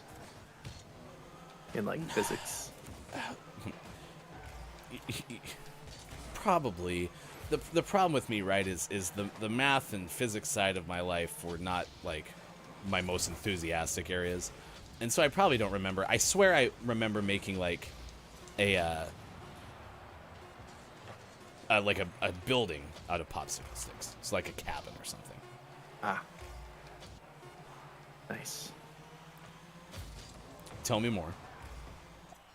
I mean, it's just such a cliche, like, physics project, right? Making a bridge out of popsicle sticks. Do you put things on top of it to see how, like, heavy it can get? Yes. Okay. So, and it's usually like, you study the different constructions of bridges, and then you recreate them in popsicle sticks, and you see which one's strongest and whatnot. Or you put in a lot of work to make a well-designed bridge, and then it falls apart in the gluing process, and then you just throw a bunch of popsicle sticks and glue together and just hope for the best. It's hard to say which one I did. Hard to say. I would have done Galloping Gertie, the famous Tacoma, Washington bridge. Oh. You don't know Galloping Gertie? No. It's the one that claps. It was a beautiful, like, mammoth suspension bridge, and they called it Galloping Gertie because as it opened, when people drive across it, it started to, like, move a lot, which is probably not a good thing for a bridge, and it eventually collapsed. Those things are not things as bridges are supposed to do. But I have a soft spot. There is a bridge. I think they either nicknamed it or it actually got named this, which is a little pretentious perhaps, but it was called the Bridge of the Gods in Astoria, Oregon. And the reason this bridge is so magnificent to me is because it looks like it's about 487,000 feet off the ground. Yeah, it's up there. Because it, like, swirls. Like, you get on, and then it comes, and then all of a sudden, before you know it, you're, like, up in the sky. It's bizarre. St. John's Bridge in Portland, it's one of the northernmost, if not the northernmost bridge in Portland. It's beautiful and fun to drive over. And then there's a suspension bridge in Boston that's beautiful. But this one in Tacoma, it connects, like, the Tacoma side to Gig Harbor. and it is a beautiful bridge. But I'm a sucker for bridges because I look at them and I'm like, I don't know how you're a thing. I don't know how we don't all plummet to the ground. So, are you a fan of the bridges of Madison County? oh, yeah. Chad, if you want to get in the bathtub with me, I'll hold you. It's a threat or a promise. Bubsy says, ooh, a caramel apple. Jordy says, I like pancakes and sausage on a stick because you can dip them in syrup. These are all good segues because it's 7:27 West Coast, 10:27 East, and 3:27 for those watching GMS in the UK. We're going to give you America's best foods on a stick. Sarah Zorn wrote this for Food Network. And we start off with the first option here. 1. Tornado potato at Stick It Concessions in Ohio. It's a good name. I was going to say, we're off to a great start already just based on name alone. Tornado potato. Paging Austin Attack. This is a potato stick. It's also been called Spiral Spuds, Saratoga Swirls, Twisted Taters, and Potato Springs. I like how that last one's not alliterative. One of those is terrible. Well, if you look at it like Potato Springs. Nope. Okay. Fine. All the other ones are so good, it ruins that last one. Fine. You can deep fry these 18-inch wooden skewers of spiral sliced Idaho tubers. I've never liked tubers. Never liked tubers as a synonym for potato, ever. Sounds odd. You can season them, a little ranch, dill, beer, bacon, and cheddar, cinnamon, sugar, or sour cream and chives. Either way, you got yourself a tornado potato. 2. Number 2 is s'mores on a stick at the S'moremobile, Indianapolis. Seeing skewered, fired, toasted marshmallows to their obvious conclusion, this enterprising, on-the-move company constructs entire s'mores on a stick to serve throughout the Midwest. Yeah? Up until now, I've had absolutely no reason to go to Indiana. Sorry, Mike. But now I can go get s'mores on a stick, the S'moremobile. It's the S'moremobile. 3. Brennan goes, a potato NATO. That's even better than Potato Springs. Let's see. Lobster tail on a stick at Susan's Fish and Chips. Okay. Go ahead. No, you read my mind. This is located in Portland, May. Oh, that's not what I was thinking. So they cut off NE in Maine, so it's just MAI. And I was like, oh, there must be a Portland in some other country, which there probably is, to be fair. But then I was like, I don't know where my is. So yeah, I'm not as surprised as you. All this looks like is they were like, okay, we need you to come up with a food dish that would qualify for being on a stick. And so they just took a lobster tail and put it on a toothpick. I'm gonna start 4. serving anytime we have dinner parties. I'm gonna start serving everything on a stick, even if it has no business being on a stick. Oh, what are you having for dinner? Burgers on a stick. Number 4 is popsicles at Ozzy's Pops in Chicago. It's ideally situated on Chicago's Navy Pier. This ice pop shop serves more than 15 varieties of paletas, Mexican ice pops. They're made on the site daily with all natural seasonal ingredients. Frozen treats include lime, chia, blueberry basil, toasted coconut, and dulce de leche, which can be dipped in chocolate and dusted in an array of toppings. I would try these. These look pretty tasty. Toasted coconut? On board. The blueberry basil sounds interesting. Yeah. 5. I'll try it. I don't really like popsicles, so also dipping them in chocolate might entice me a little bit more. So, if you go to Key West Key Lime Pie Company in Florida, Key West Key Lime Pie Company, you can get key lime pie on a stick. I've actually seen cheesecake on a stick now that I think about it at the fair. So yeah, I'd be on board with this. I don't really love key lime pie, but the good news is if you want a piece of pie on a stick, you get a pretty generous serving. I mean, it's like a full-blown, well, piece of pie. It's just on a stick. 6. Number 6 is tater tot hot dish on a stick from Minnesota. Just the entire state, apparently. The ideal combination of Americana and Scandinavia, this deep fried casserole from Ole and Lena's is well on its way to becoming a Minnesota State Fair icon. To create this dish, the team skewers Swedish meatballs and tater tots, then dips those in corn dog batter before a dunk in the deep fryer.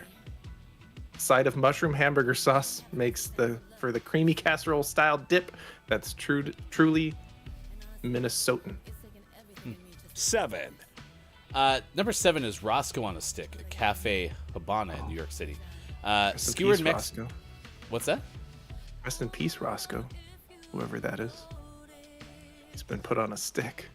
Skewered Mexican-style street corn at the string of eco-conscious cantinas. You can find them in other places too, like Malibu, Tokyo, Dubai. What makes this restaurant truly distinct, besides solar and wheat board paneling, extensive rainwater collection systems, and bicycle-powered blenders for churning margaritas. Nice. Man, I love sustainability. That sounds fun. Yes, absolutely. This is fried chicken coated in a waffle batter, skewered and dipped in Yep.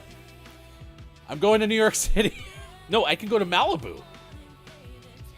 So, yeah, I love fried chicken. I'm on board. Yeah, no, this sounds pretty tasty.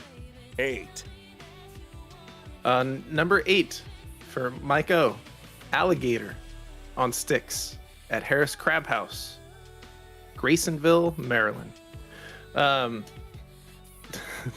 Talk about a snack that bites back. Thanks, Food Network. Alligator on a stick is a favorite at Harris Crab House. Family run for 5 generations, this Chesapeake Bay destination offers a whole lot more than all-you-can-eat feasts of Maryland blue crabs. It'd be a shame to miss their seriously savory alligator on sticks. It's lengths of tail meat marinated with mustard, garlic, and hot sauce. I would try it. I would try it. Because I've never had alligator. It's not my favorite one on this list, but I would try it. Kushiyaki in San Francisco.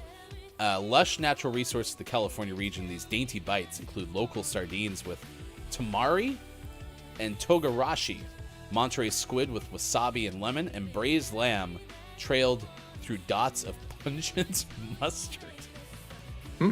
Pungent Mustard was the name of my band in high school. 1, 0. Number 10 is giant egg rolls at K Viet Concessions. How do you stand out at Minnesota's indulgent state fairs and festivals? Along deep fried corned beef stuffed tater tots, pepperoni chips paired with roasted red pepper queso, and barbecued banana splits? You take a cue from K Viet Concessions, an offshoot of the Minneapolis restaurant K Viet Village House, which has gained infamy with egg rolls bigger than a baby's head. Damn. Just barely held aloft on wooden sticks. Okay. Well, there you go. This picture looks photoshopped. Oh, like the kid wasn't actually holding a giant egg roll? Yeah, I mean, they got the stick in the right place. It looks like they replaced whatever was on the stick with the egg roll, though. Yeah, it does. Either way, I mean, that thing looks like gigantic. There you go. From Food Network, America's Best Foods on a Stick. Well, listen, I don't like caramel apples, Bubsy, I'll be honest with you. But I do like the fact that you brought them up, because that is one of my wife's favorite things, is a caramel apple. There's a spot that used to be in all the malls when malls ruled the earth.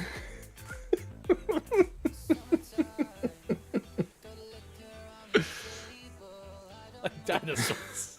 There's the Cretaceous period, and then there's the Mallaceous period. Oh. GMS history. When malls ruled the earth. Anyway, there was a place that made caramel apples, and my wife used to work in a mall, and so that was one of the things that she'd oft get is a caramel apple. I don't like them because even back in like the braces days, which I did have, problems, right?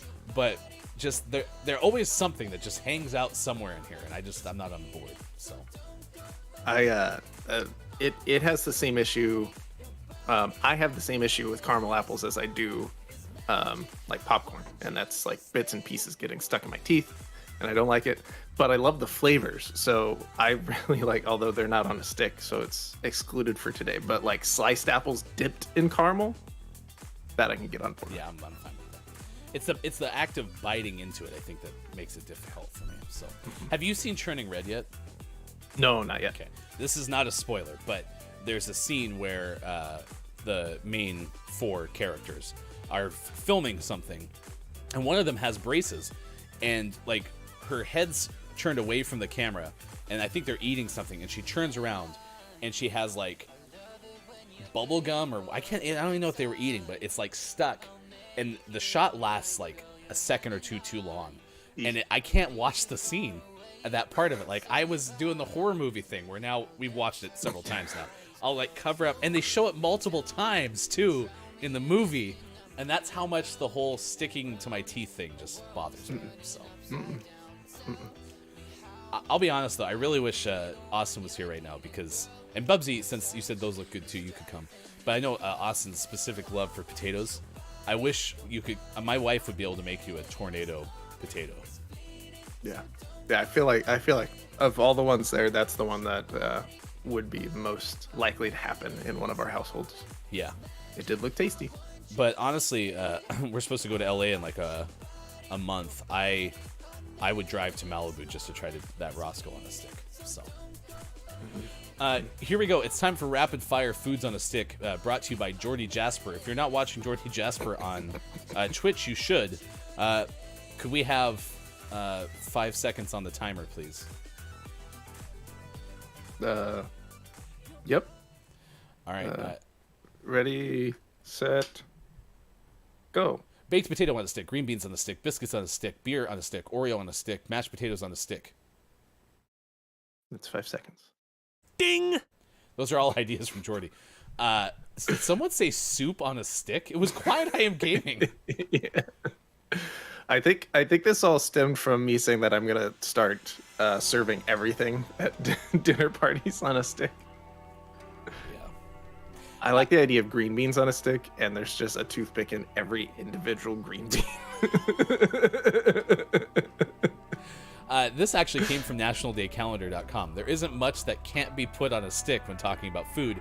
Soup might be the one exception. Though if it were flavorful frozen, we might make an oh, could you imagine like a soup popsicle?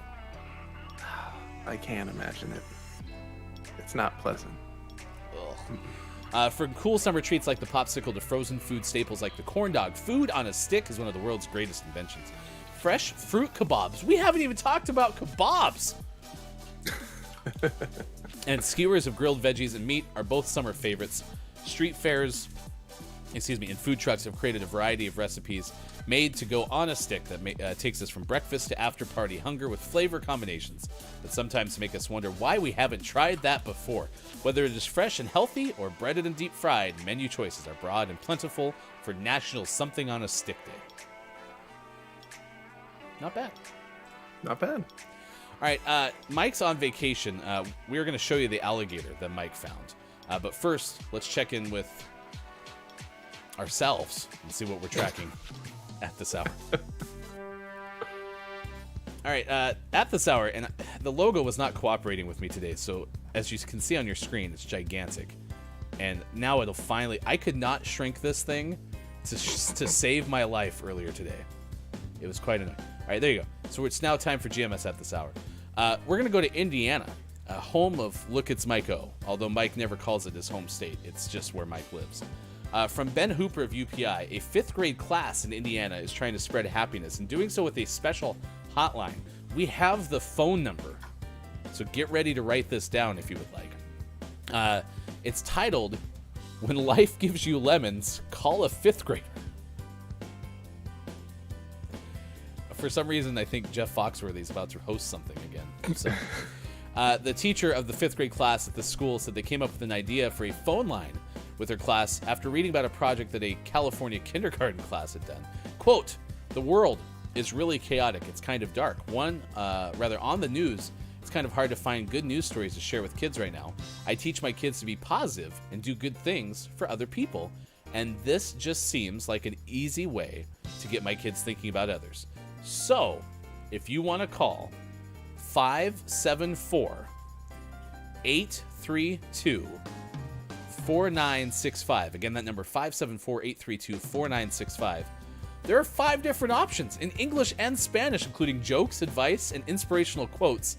There's also a feature for callers who simply want to get a taste of 5th grade education." It's from Ben Hooper at That's UPI. fantastic. Isn't it? I like that. I might call that later. Or give it a shot. What if we called it right now? What if we call Jeff and have Jeff call it? Yeah, we should call it. Ooh, sorry, teammate. I should call Jeff and ask Jeff if he wants to have some advice from a 5th grade. What did they say? Inspirational quote. Oh yeah. Do you want a taste of 5th grade education? And just hang out. Because that's technically a question, right? Technically, yeah. You know what else I did this weekend? Taxes. That's always fun. Do you do your own taxes? I do. Do you have to also... Well, I imagine with your business, you have someone else do the taxes. Because you have a really big business. Correct. Yeah. This was my first foray.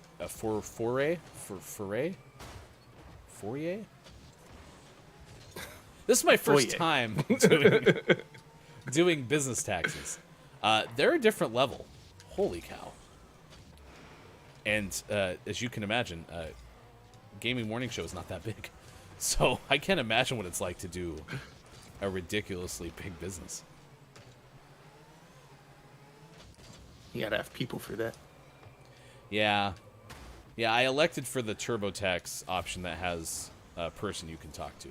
So hopefully that works out, because I haven't actually spoken to a person yet. Yeah, it was interesting. But I was able to deduct like probably 90% of my Rocket League purchases, because I really only play this game for work. But okay, so Kate Zaid has talked about this. If you don't know what Kate Zaid does most of the time now on stream, Kate's primarily like doing just chatting and talking about just information, and sometimes it's a little more nonsensical, but sometimes it's like taxes. How do you take advantage of taxes, right? And I was all excited this year to write off the studio because it's home office space. But apparently, because I also come out here to play Apex Legends at my leisure, I can't write it off on my taxes. Because I thought it was... You gotta give up Apex Legends. I have a better idea. I get to make myself a personal video game space now. Maybe this is why we buy we do the shed thing that we had talked about doing a long time ago. I can have a he shed. Because you want to know why I want one of those? Why? So they can be right next to each other, and we'd have a he shed, she shed.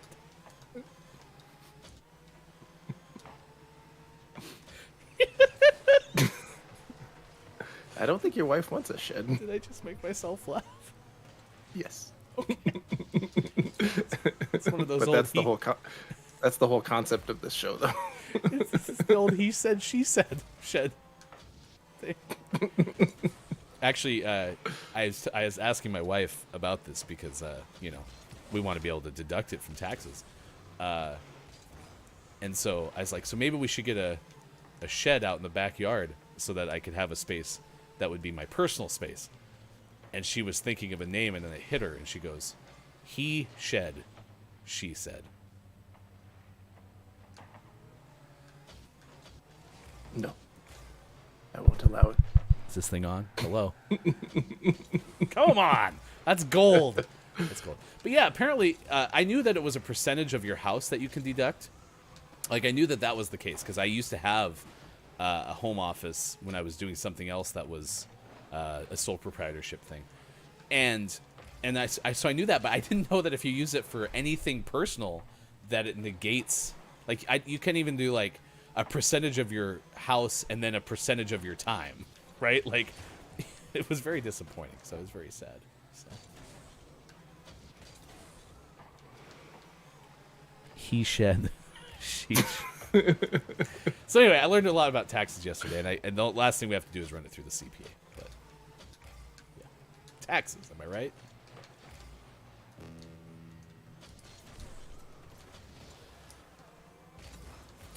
Calty's here. Hey, what's that red popsicle flavor? Tomato soup? Oh.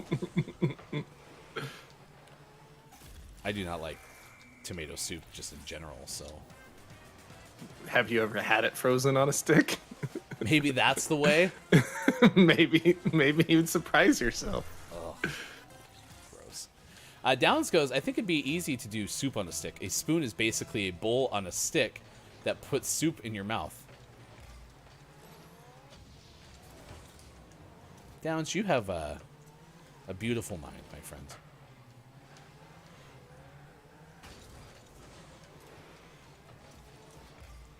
I mean, that was about as optimistic of a way to think of soup on a stick. I mean, if you think about it, it's basically just like already on a stick. So, Mike should skip Disney and go instead to locally owned Gatorland. There's a Gatorland, Quiet? What do they have at Gatorland? Gators. On a stick.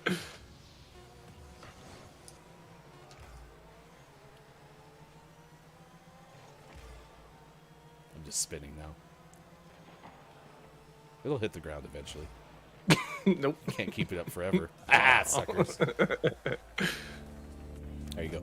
Hey, it's 7:50 now. Gaming Morning Show. It is the Monday edition. Thanks for being with us on Facebook Gaming, Twitch, YouTube, Twitter, and at GamingMorningShow.tv. Thank you so much for those who have reacted with the thumbs up button on YouTube and Facebook Gaming. That always helps us out a ton. And if you're a Patreon subscriber, please go to our Patreon-only Discord area, as tomorrow at 3:30 p.m. Pacific Time, we have a special event for our Patreon subscribers. Check it out at GamingMorningShow.tv/where to find GMS. That's how you can access all of our stuff, like our Discord and Patreon information, etc. It's now getting ready for sports, but before we do, let's see what kind of happiness we can get from our friends over at Milford School. Do we have a preference? We apparently can choose jokes, advice, inspirational quotes, or just get a taste of 5th grade education. I think we should get a joke first. Okay, here we go.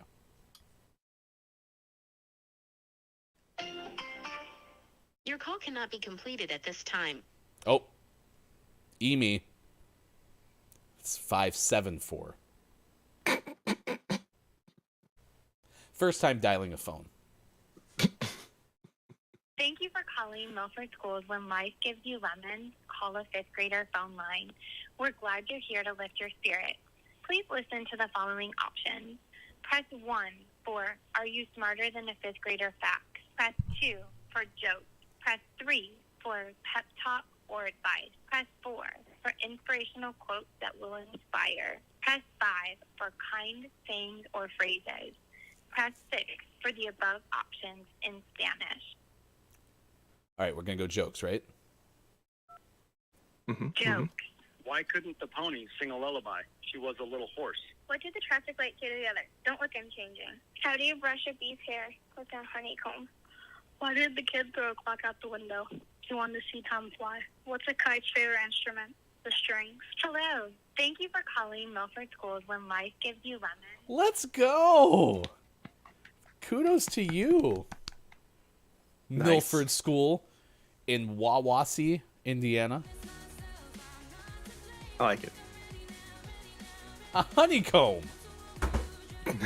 It's my favorite bee-related thing we've ever had on this show.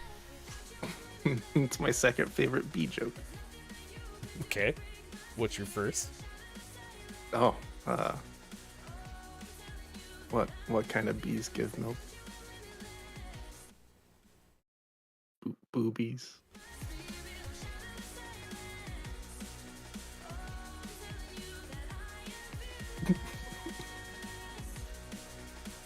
That's number one.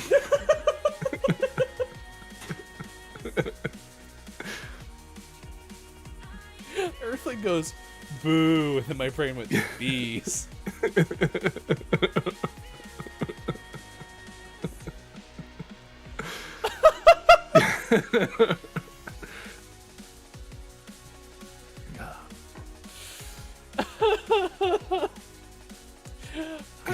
Quiet goes, I legit laughed at that. You're welcome. I hope somewhere someone in chat was having a nice sip of a morning beverage. And then went just... Austin goes, who do I send my resignation to? That can't be the worst one we've ever had. No, not even close. It's time for sports! Sports. All right, Groggy was here earlier, and Groggy was like just eager as all get out to talk about sports. So here we go. Anyone want to talk about how the greatest rivalry game ever is about to happen? Duke, North Carolina, about to throw down. Let's go UNC, says Groggy. Papa Paws was here too. Coach K is going to retire with a championship. Oh, so there's some animosity here.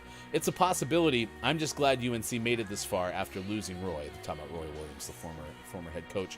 Papa then said it's nice, but let Coach K have this one. Best coach in NCAA history. So if you didn't know, your St. Peter's Peacocks, I always get confused. So they're the seeds for the tournament, 1 through 16 in each part of the bracket, okay? How do you term, if you're the number 1 seed, are you the lowest seed or are you the best seed? You're the best. Or are you the highest seed because you're I see. like atop the tier, right? It's always confusing to me. So I usually say the best seed. I think top seed is pretty well understood as like number 1 seed. Okay. So instead of higher or lower, saying like top seed and bottom seed. Anyway, so the Peacocks of St. Peter's, number 15 seed. So they're the highest, in number seed to ever make it to the Elite 8, right? And so had they won over North Carolina, they would have went to the Final Four, and that's never happened with the 15 seed. I think number 12 is the highest number to ever make it that far. Anyway, North Carolina dominated that game, so they set up a Final Four meeting for the first time in history with Duke. Duke, North Carolina is such a big rivalry that like ESPN programs to it, right? Like it is like Yankees, Red Sox, North Carolina, Duke. Like there's certain things that like are guaranteed ratings. And so it's going to happen. Coach K, the head coach of Duke, the I think winningest coach in NCAA history, if I'm not right on that, it's one of the few that are up there. He's retiring at the end of this year. He could go out with a championship. How cool would that be? That'd be pretty epic. So that's what Papa Paz and Groggy were talking about earlier. Now, I despise Duke because in 1992, Duke beat the University of Kentucky on a full court pass turnaround jump shot by the one, the only Christian Laettner. So I've always disliked Duke. And what's weird about this year is I've actually kind of had a soft spot for the Blue Devils. Because I like Coach K. I don't like Duke, but I like Coach K. So we'll see what happens. Jeff is a Tar Heels fan, by the way. North Carolina. He sent me a picture yesterday. If you want to go sit in the lower section, it's in New Orleans, I believe, is where the Final Four is. Just a mere $22,000 gets you to the floor. So if anyone would like to crowdfund to send Jeff to the Final Four, I had proposed an alternative, which is we just go get a copy of NCAA basketball 2010, I think is the last time it came out, and we just play the game on the internet. That'd be fun.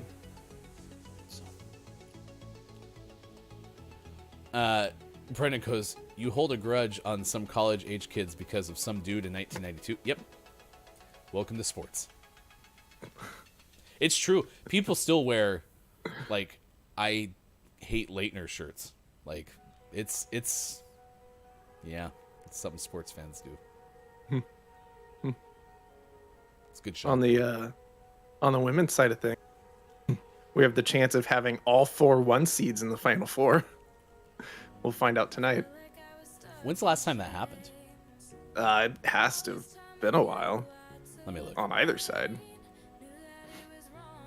Doesn't say, but yeah, as you mentioned, 2 halves, or 1 half, 2 teams have filled that bracket. So number 2 seed, Texas falls to Stanford, the defending champions, 59-50. 15th Final Four in program history. And then top seed, South Carolina, is in. They beat Creighton 80-50. 4th time in 7 tournaments that the Gamecocks have been in the Final Four. So nice. Ooh, we watched the Formula One race separately yesterday, and I'm liking what's happening right now. You recap the race, but I like the way that Formula One's going this year so far.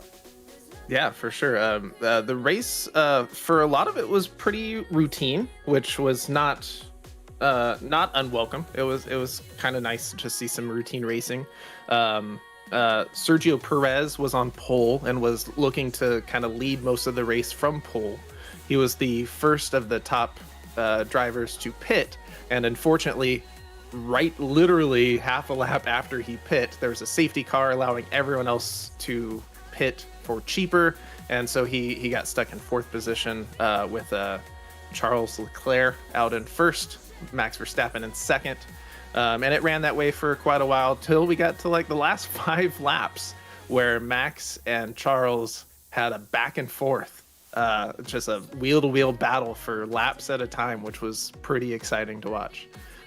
Max Verstappen was ultimately successful, finished 1st with Charles in 2nd.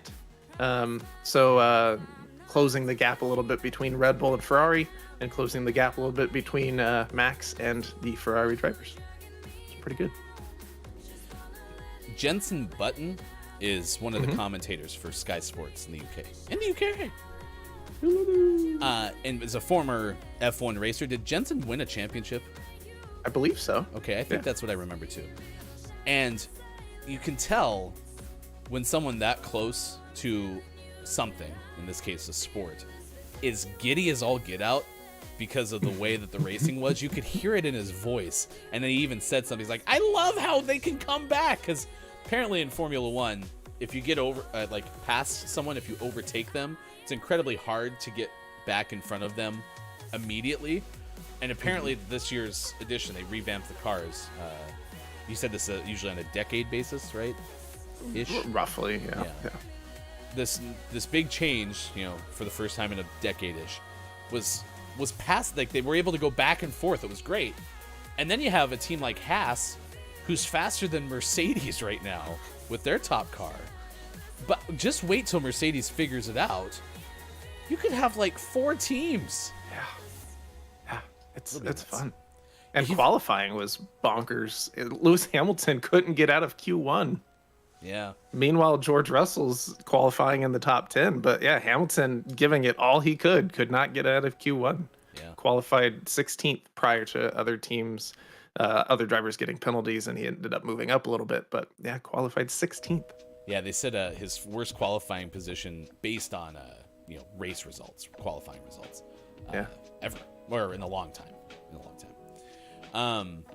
Superphonic said, what a race. I love Jensen. He did win a championship. He was driving for the worst team, then they changed the rules, and he had the best car. Well, there you go. So anyway, I hope Mercedes figures it out. I love that Ferrari's back, because I haven't seen that in my F1 watching career. Ferrari's like a legacy, right? So it's pretty cool. It'll be fun. Your Scott Scheffler won the Dell Technologies match play on Sunday for the 3rd time in the last 5 starts. That's golf. The KLAF Memorial Golf segment. There you go. Any other sports? Oh, I think we hit it. Your Portland Timbers, Drew Drod, They tied Orlando 1-1. Your Los Angeles Lakers, a come-from-behind loss to the Pelicans. Pelicans crushed in like the fourth quarter or something, 116-108. Quiet Time Gaming's Tampa Bay Lightning, a 4-1 win over the Islanders. Those are all some scores from yesterday. The other teams in the Final Four for the men's basketball tournament. Kansas beat Miami, so the only one seed to make it to the Final Four. As we mentioned, UNC won yesterday over St. Peter's. The coach for St. Peter's is likely going to Seton Hall. It sounds like that's the report. That's where he played his college basketball. And then the other Final Four team is Villanova, who took care of Houston 50-44. So Nova, Duke, North Carolina, and Kansas. So, Superphonic, I'm sorry, but I don't really like Mac, so I'm cheering for Leclerc. I'm cheering for Red Bull. I kind of like Sergio a lot, so I like Sergio a lot. Yeah, I think you and I are aligned in that. Yeah. I think this might be the right way to go, is like root for a driver that's with a teammate who's competing for a championship. Yeah. And I don't dislike Ferrari or either of the Ferrari drivers. So if it's a two-way race between Ferrari and Red Bull going into the end, and even maybe like a 2 to 4-way race between the drivers of said teams, like I'd be on board with that. That sounds like a lot of fun. Yeah. Well, and honestly, like I don't dislike Lewis Hamilton or George Russell. I was just fatigued of Hamilton winning because, you know, again, you and I started, you brought me into the F1 fold right when Hamilton never lost, right? And so it'd be really fun to see like them struggle for like the first 6 races, but then have like this ascension. Mm-hmm. It'd be great. And I'm with you. I like both Leclerc and Sainz as well. So, Chris M.E. is here. What is a come from behind loss? Yeah, I did say that. Yeah, they had a giant lead, and then the Pelicans had a come from behind victory. The Pelicans won the game. The Lakers did not lose the game. The Pelicans crushed them. So. K-Laugh is here. USA beat Panama 5-1 in Soccer World Cup qualifying. We might just make it this year. Nice. I read that Chris Amigo's Pulsic with some real beauties, and I thought I read Publix, like the sandwich chain or the grocery store. I was like, what? I'm happy I read that again. So congratulations to the U.S. men's soccer team, World Cup qualifying. I assume that's the men's team. I guess I don't know. Soccer. All right. Heading out. Call to Vibes has got to go. Bye, everyone. I hope you have a great day. We'll come back next hour. It sounds like we're going to play Don't Let the Person Floating from the Balloons Fall in the Monster's Mouth. But if everyone else wants Google Feud by the time we come back from the break, we'll listen to you, okay? So it's up to you. Google Feud or Don't Let the Person Floating from the Balloons Fall in the Monster's Mouth. Also next hour, a mother duck who hatched an egg at a maternity center. We have that story. We'll talk Chris Rock, Will Smith in the final hour. We'll have Lady Gaga celebrating a birthday, some more Oscar stuff, and get your thoughts on food and things on sticks. That's all coming back. Sports.gaming, Hefty Goof. We'll see you in a little bit. It's Gaming Morning Show, Monday, March 28th, 2022. Facebook Gaming, Twitch, YouTube, Twitter, and at GamingMorningShow.tv. Against my promise, but I don't let mine go out of my sight. But still, sometimes I waver, but I promise I keep up. I keep moving, this ain't over until goodbye. I miss the darkness, I see a shimmer of gold light of light. Come to the sky and soar above, oh high goodbye. The darkness, I see a shimmer of gold light of light. Come to the sky and soar above, oh high. I hope you're ready for bars. Lost direction and I got no poster. Was fighting alone, yeah, I got these scars. Was going to episode, darkness game over. Not over. I was high with bad emotions. Now it's time for me to get sober. Yeah, I failed and fell down many times. Not ashamed of it, not gonna cover. In life you gotta take a step. Walk the right path, follow your map. Sometimes strangers might be friends and friends might be a trap. All you need to do is keep moving and follow your path. Amidst the darkness, I see a shimmer of cold light of light. Come to the sky and soar above how high could I? Amidst the darkness, I see a shimmer of cold light of light. Come to the sky and soar above how high.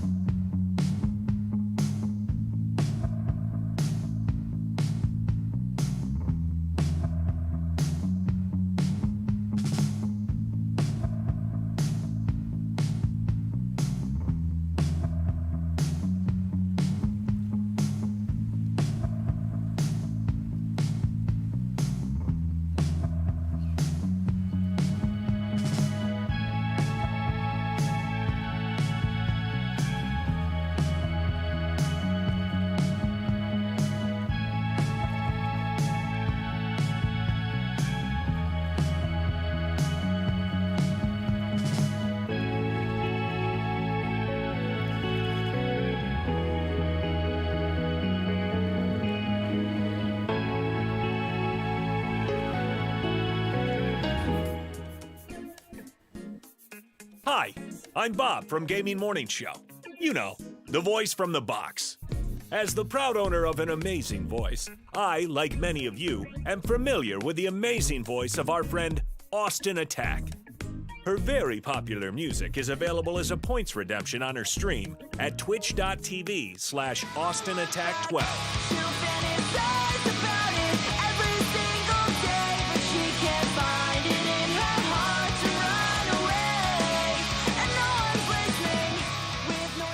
However, it is Austin's sound effects that are the real hidden gem. So today, we are offering you the greatest sound effects ever created by Austin Attack. Previously, these individual sound effects were only available for easy in-home playback by searching hours of VODs. But now, thanks to GMS, you can listen to these one-of-a-kind sound effects with our special edition 16 CD, 35 cassette tape, 1 Laserdisc set. For the first time, you can own Austin saying, "Beach." Beach. Plus, who can forget Austin makes a car noise? What sound do cars make? Vroom, vroom. Or that time that Austin tried to make the noise a dodgeball makes. And then like a ball, like, like. No. I was trying to make like a dodgeball sound. And if you order now, we'll include the best of Grimm sound effects at no additional charge. Oh yeah? Hi Grimm! Get the best of Austin Attack's special effects collection by sharing random cat pictures in our Discord. Please keep in mind this collection is fictitious, and you'll never actually receive anything, except our love. And isn't that better anyway? Order your collection. Austin Attack. Songs for the beach. Beach. By calling 555, put it on a pancake, or visit our website, GamingMorningShow.tv. Our fulfillment department is standing by, which means you'll probably never see anything. They're so fired. I had plans. I had plans. Did I lose this chance for one last dance? With my shaking hands, I can barely ask. We got runaway plans. Baby, where do you wanna go? I'm scared too, you know, but I'll never let go.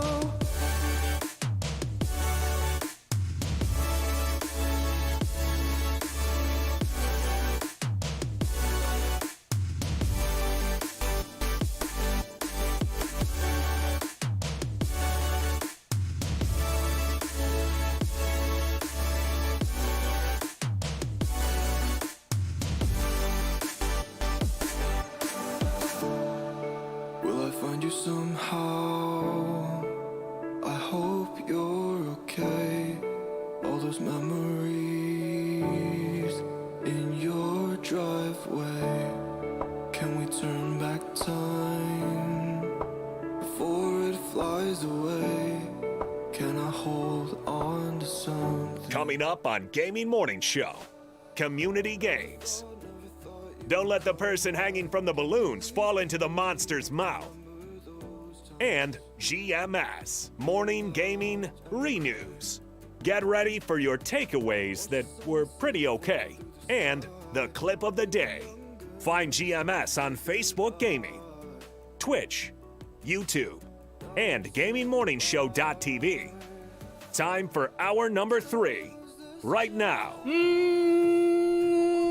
Morning, gamer. Welcome in. It's Gaming Morning Show, the Monday edition on March 28th, 2022. Thanks to everyone who has given us a thumbs up on Facebook Gaming and on YouTube, who has hosted us on Twitch. You can find our show on Facebook Gaming, Twitch, YouTube, Twitter, and at GamingMorningShow.tv. Sports.gaming, left side of your screen. Bear in the window behind him. I am Hefty Goof. We have a picture of what Look It's Mike O was dealing with yesterday. If you don't follow Look It's Mike O on Twitter, you can, because, well, he's there. Look It's Mike O. This is his handle. And apparently the story goes, they were having lunch and decided to kind of take a break, which was nice. And as they were having their little break, a gator showed up. So let's show you what this alligator looked like. Are you ready? Mm-hmm. Do you need a drum roll? I said, are you ready? I can't hear you. And that's not it. I thought we uploaded it. Did you upload it? I didn't do nothing. Was I supposed to upload it? Probably. Well, crud. I thought I had it. Looking right now. Where did I put it? Did you put it in the fulfillment folder? Yeah. Yes. Oh, I see where. Okay, so go here and then go here, and then it'll be in the right place. Right? Right? Wink. Yeah, right? What if we put it here? It's showing up just in a second. You won't believe what this alligator better live up to the billing.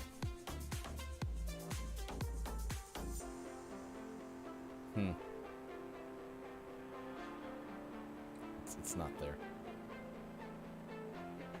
Oh, wait, no. Nope. Cool. It's a good show. Okay,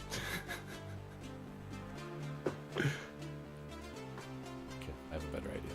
I'm just gonna go to Twitter.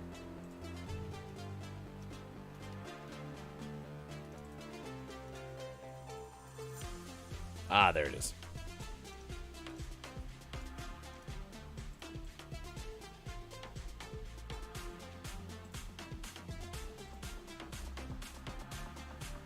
Look at that thing.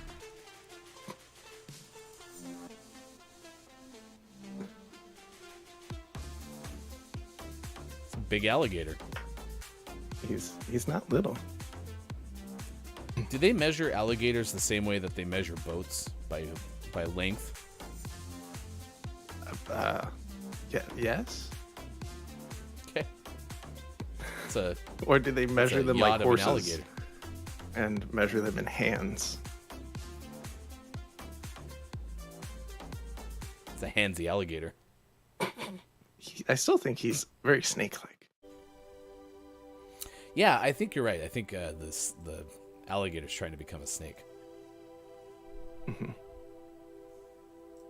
If you believe, it'll happen. It's good to see everyone. Morning to the Final Hour crew. The Final Hour crew is here.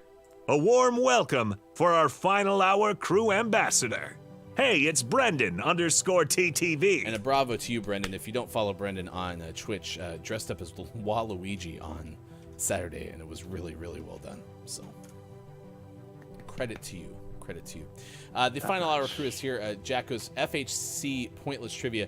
I'm looking for work and opened up the computer this AM to find 77 tabs open to job sites. Put that on a stick and eat it. Good luck with your search, Jack, by the way. Quiet I Am Gaming is with us as well. Chris M. Yee, Mayor of the Internet. Had a very good clip ME over the weekend. Culty Vibes had to leave, but was here up until the FHC. K-Laugh is with us as well. Superphonic is here. Many others who are hanging out with us in chat, including Austin Attack 12, Hyper, Bubsy, Earthling Gaming have made appearances throughout the course of the morning. We'll have our Billy Thundergun Award winner at the end of this hour, someone who made great quality contributions to chat. Jordy Jasper with us as well. Wherever you may be, thank you for joining us. We are a morning radio show that plays games, and we have community games coming up shortly. Our topic of the day is National Something on a Stick Day. What's your favorite something on a stick? Also, Chris and Will were trending today on Twitter. Honestly, the top 10 things that I saw on Twitter at the start of the show, about 7 of them pertain to the Oscars yesterday. I didn't even know the Oscars were going on. And I got on Twitter and saw that Will Smith had slapped Chris Rock up on stage at the Oscars. We had a little bit of discussion around this morning. It's going to be interesting to see what the next 48 hours are like. I'm eager to see if both of them make some sort of public comment about it. I feel like they should. I'm interested to see. I wanna hear something. But we'll see. Yeah. So, if you have any information that you want to share or thoughts you want to share, you can in our Discord, certainly.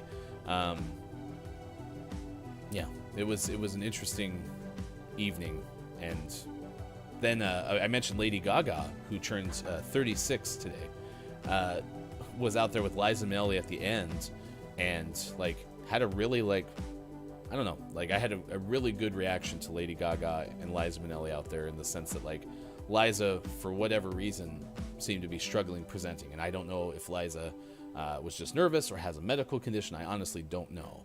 So if someone does, I would love that information. But what I loved was Lady Gaga, for whatever Liza was dealing with, was out there being like, I got you.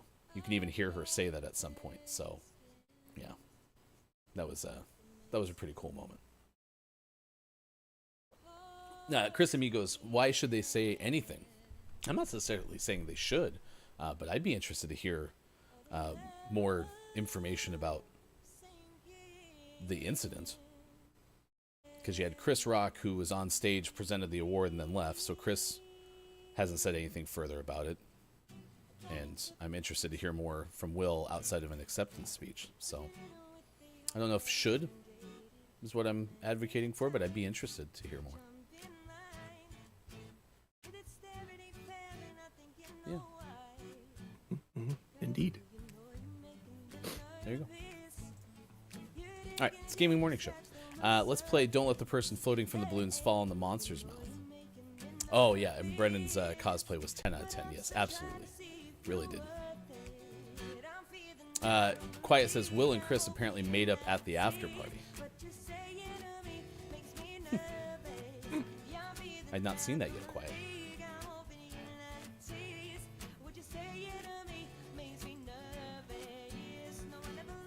When's the last time we played Don't Let the Person Floating from the Balloons Fall in the Monster's Mouth? It's been a while.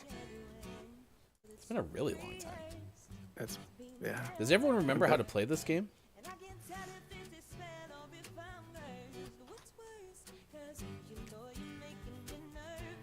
What difficulty? All right, let's see what... Yeah, you read my mind. I was looking right now. Easy, we still had a streak. Medium strength, we did not. So easy, we're on easy mode. Okay.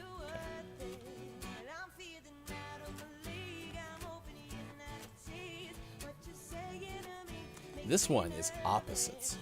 So since we haven't played this in a while, you just need to start typing words that you think the results could possibly be. Like, for example, sports.gaming, type the letter Q.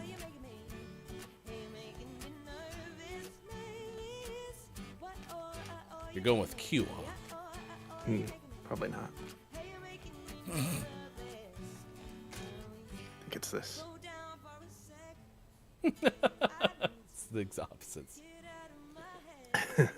What is our all-time record for easy strength? 269. Wasn't 269? Was it really on easy? Yeah. Yeah. Interesting.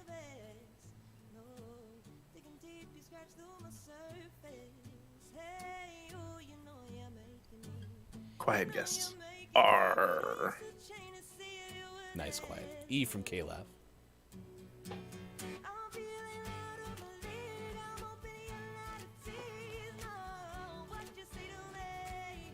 So those both hit.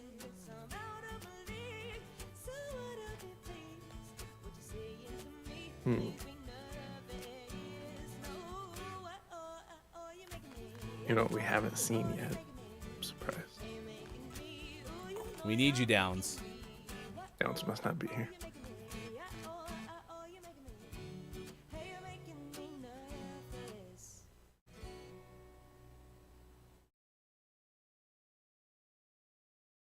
There we go, K-Lav.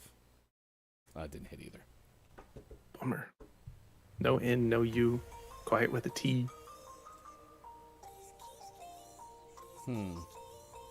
Quiet also guessed a he. It's quite the line of guesses in the chat.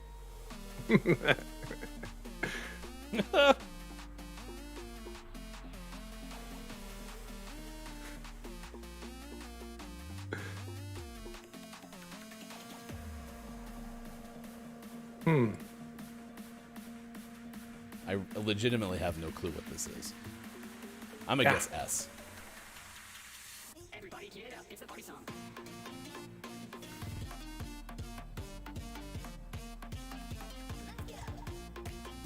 Still waiting on the S. Man, the delay is bad today. I can't laugh. We're so rusty. You're absolutely right. Cute and cuddly. Those aren't opposite. That's right. We didn't even get the category right.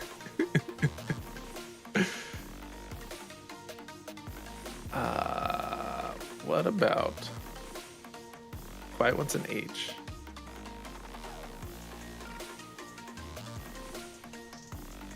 Hope and despair. There we go. Just like we planned the whole time. Wow, it came together for everyone all at the same time. That was a really hard one. Oh man! All right, well that was fun. That was the only one we're doing, right? That was hard. Well, My you brain sent me a message that you've been practicing higher and lower on mobile as a test to figure out how to get rid of ads. Yeah, I played it a couple times. And you're liking that game. Oh, it's fine. It was interesting on mobile. It seemed like I got a lot less repeats. For better or worse. No liposuction. This one's video games.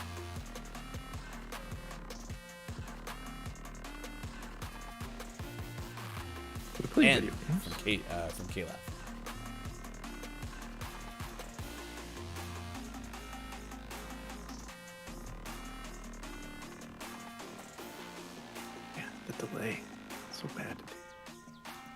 Quiet. What's Sombra de Amigo?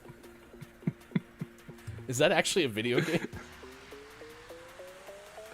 I don't know, but if that's the answer, Quiet's very correct.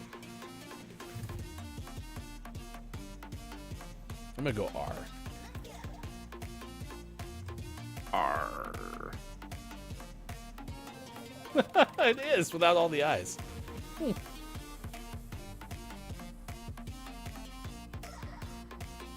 Well, there's a lot of R's. A T from Kayla. Ooh, I think Quiet has it. Samba de Amigo. A rhythm game developed by the Sonic team released in 1999 and by Sega in arcades in 2000 for the Dreamcast. The player uses a special type of controller, the Maraca controller, with the goal of matching a series of patterns displayed on screen. It can be played by 1 or 2 players simultaneously. Huh. Meanwhile, back at the game that we're actually playing, World of Warcraft was guessing that's correct.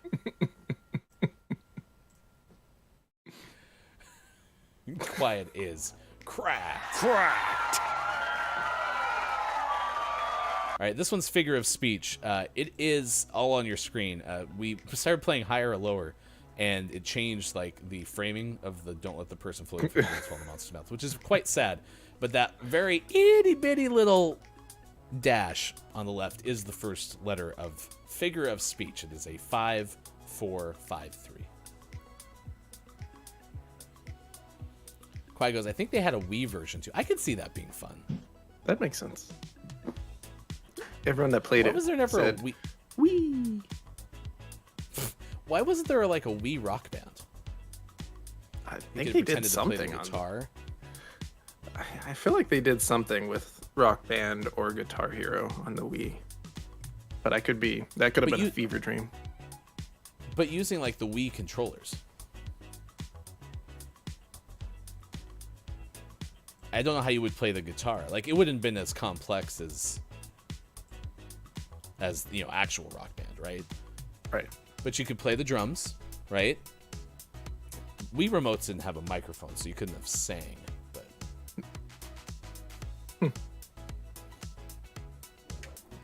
But Quiet goes, but it was literally just regular Rock Band. Like, it didn't use the remotes. Yeah. So there was a Wii Rock Band, but it was the same peripherals.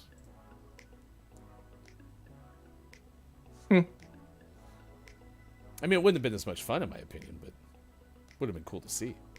Especially if you couldn't get all the Rock Band stuff. Because I can't remember, when you bought Rock Band, did it come with everything in the box? There was a pack that came with everything. And then I believe for subsequent games, there were packs that came with more peripherals, or you could just buy the game, if I'm remembering correctly. It was a long time ago. I guess the Y and the O, because I saw your, so. Knock your socks off. Is that really a figure of speech? Yeah. You don't literally, like, knock someone's socks off. But what's it mean? Oh, like you're going to be so amazed that it'll knock your socks off. Yeah. Maybe akin to blow your mind. Yeah. Okay. There we go. I don't know what we accomplished, but we have 37 balloons now. So if you could, please, if you could blow up all, we earned like 16 balloons in that session. Mm-hmm. So if you could start taking care of those, we'd appreciate it. Okay. I'll get just like one at a time. Is that I mean, if you can do multiple, that'd probably be easier, but... Uh-oh. There's one. Okay. I only have one. Wait, your exhales are composed of helium? Yep. That's why it's floating around? Oh, I missed.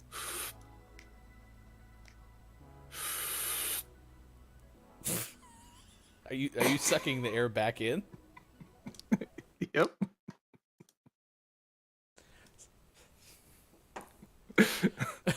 Stiz goes, don't let go of it now.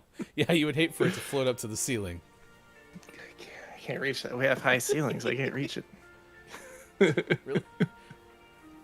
One of the reasons they bought the house. So it was high balloon ceiling. I'm proud of us, chat.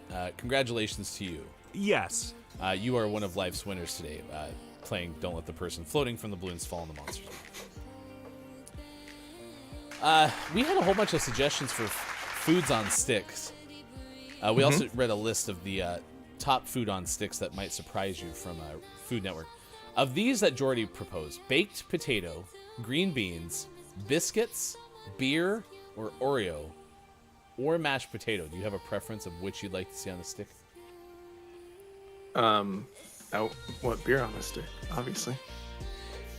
So, drinking a beverage is so difficult with your hands. So, why not put it on a stick? And then... So much easier. Thank you for making it a more simple process, Jordy. We appreciate that.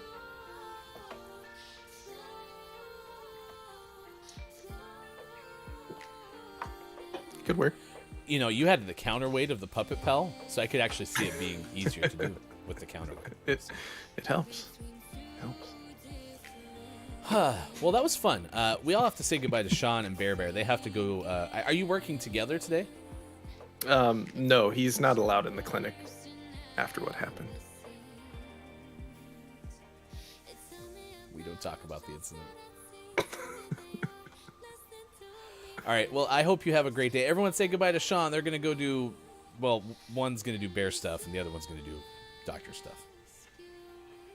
Bye. There you go. That's Sean, everyone. I said doctor stuff, and then that made me think of Doc McStuffins, and that made me snicker. So, all right, it's Gaming Morning Show, 8:33 West Coast, 11:33 out East, 4:33 for those watching GMS in the UK. Doo. Mike is on vacation. Mike's busy on the way to Florida, or probably is out in Florida at this point, going to Disney World and stuff. So I'll take you the rest of the way today. Coming up, we're going to tell you a story of a mother duck who hatched at a Florida hospital's maternity center. So we have that story coming up for you. Also, Gaming Morning Show, Morning Gaming Re-News, Clip of the Day, and Takeaways that were pretty okay. We'll also name our Billy Thundergun Award winner as well. Beer on a stick sounds like a game to torture drunk people, or torment. Maybe torment is the right word. Quiet Night Gaming says, still waiting for him to confirm our beer date. Oh, from Mike. Yeah, that was supposed to be one of the hallmarks, one of the exciting pieces about Mike visiting Florida, was Mike was going to get a chance to hang out with Quiet. So, yeah, I hope that actually comes to fruition. So, I mean, I think what would be really interesting is if, instead of like scheduling a time to meet up, if you could have Mike put up the Quiet I Am Gaming signal, since, you know, you talked about how you can see Cape Canaveral from your house. So, since everything is so small in the Orlando area, if you could just have Mike put up the Quiet I Am Gaming signal into the air, and then you just find each other that way. That makes sense, right? Much more efficient than scheduling a time to actually meet up. I'm full of good ideas. I'm happy, though, that someone pointed out that we haven't actually heard from Mike since the alligator was discovered. So no confirmation whether or not Mike was successfully able to get to Florida or not.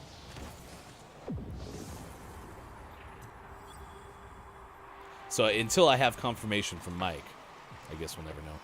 If you missed it in the the second hour, we also made a phone call to the following number, 574-832-4965. 574-832-4965. We did it because this is a group of 5th graders in Indiana who were tired of hearing too much bad news, so they decided to create a good news hotline. And so we actually called it, and we're able to get a B joke. There's jokes, there's inspirational quotes. You can even get a 5th grade education. It's called the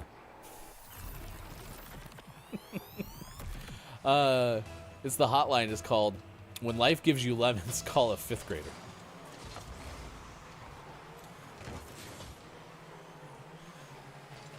It was a really cool experience.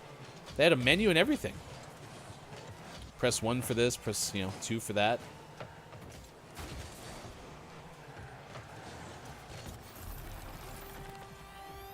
Crud. Quiet Night Gaming, he's my Commissioner Gordon.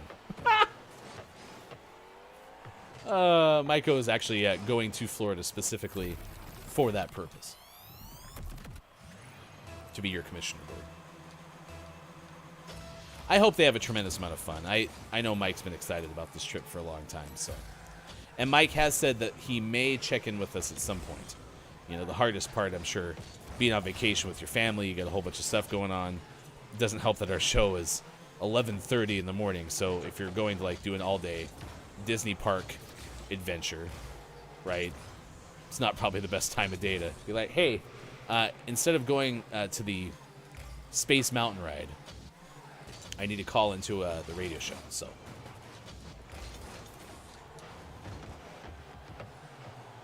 Nice. Chris, Mike as a Commissioner Gordon's terrified. Something that I learned over the weekend, though, and I can't remember if this was within Chris's show or not. Oh, it was, yeah. Was the Look It's Maiko Bad Kids Club has been now renamed to the Kate Online Bad Kids Club. So if you're watching the Clip ME show, when showing the clips of a not so PG nature, it's no longer named after Look It's Maiko. It was a good show. It was over 70 clips on Saturday.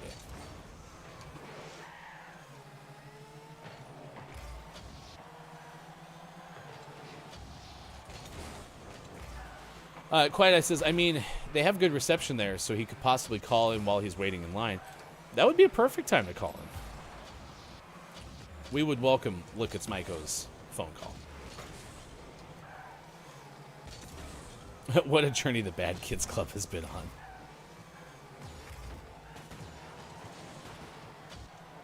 Now, the Clip ME show is still the best show on the internet. So if you haven't had a chance to watch it, be sure to check it out.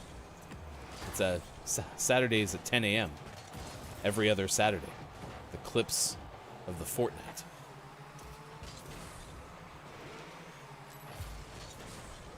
We also had a very fun GMS weekend edition that is hosted by Chris and Austin. They welcomed in Emily from Monterey Bay Aquarium and learned a lot about kind of the Monterey Bay's aquarium's debut into the world of streaming and how all that came about and how they were able to keep things together during the pandemic. It was a really interesting conversation. So, and we'll have some of that interview posted on our various social media channels.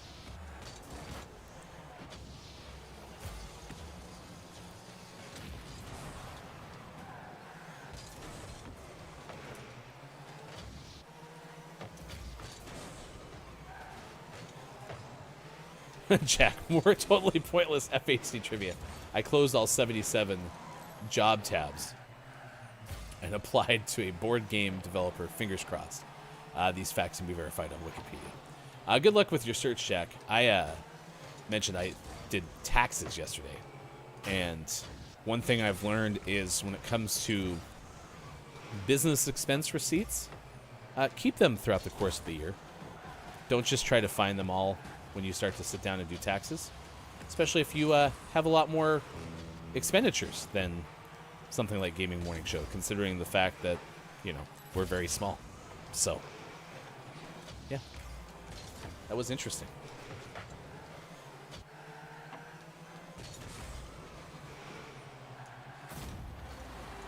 You didn't keep them organized, Rip?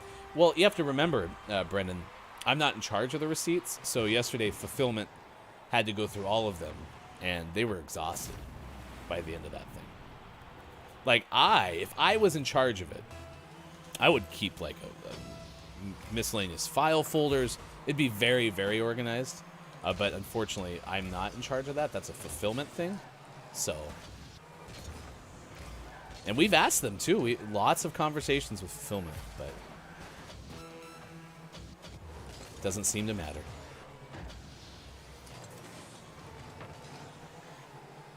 Very disappointed in them, but we'll figure it out. I'm sure they mean well, trying to get through all the things that Fulfillment's in charge of. Name of the month giveaways, sending out Kate Zade's calendar.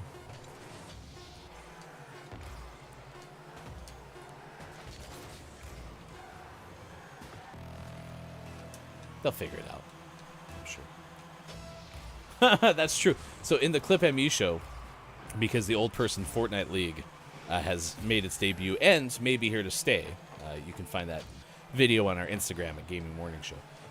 There were actually lots of Fortnite clips in the Fortnite show. So it was the Fortnite of the Fortnite.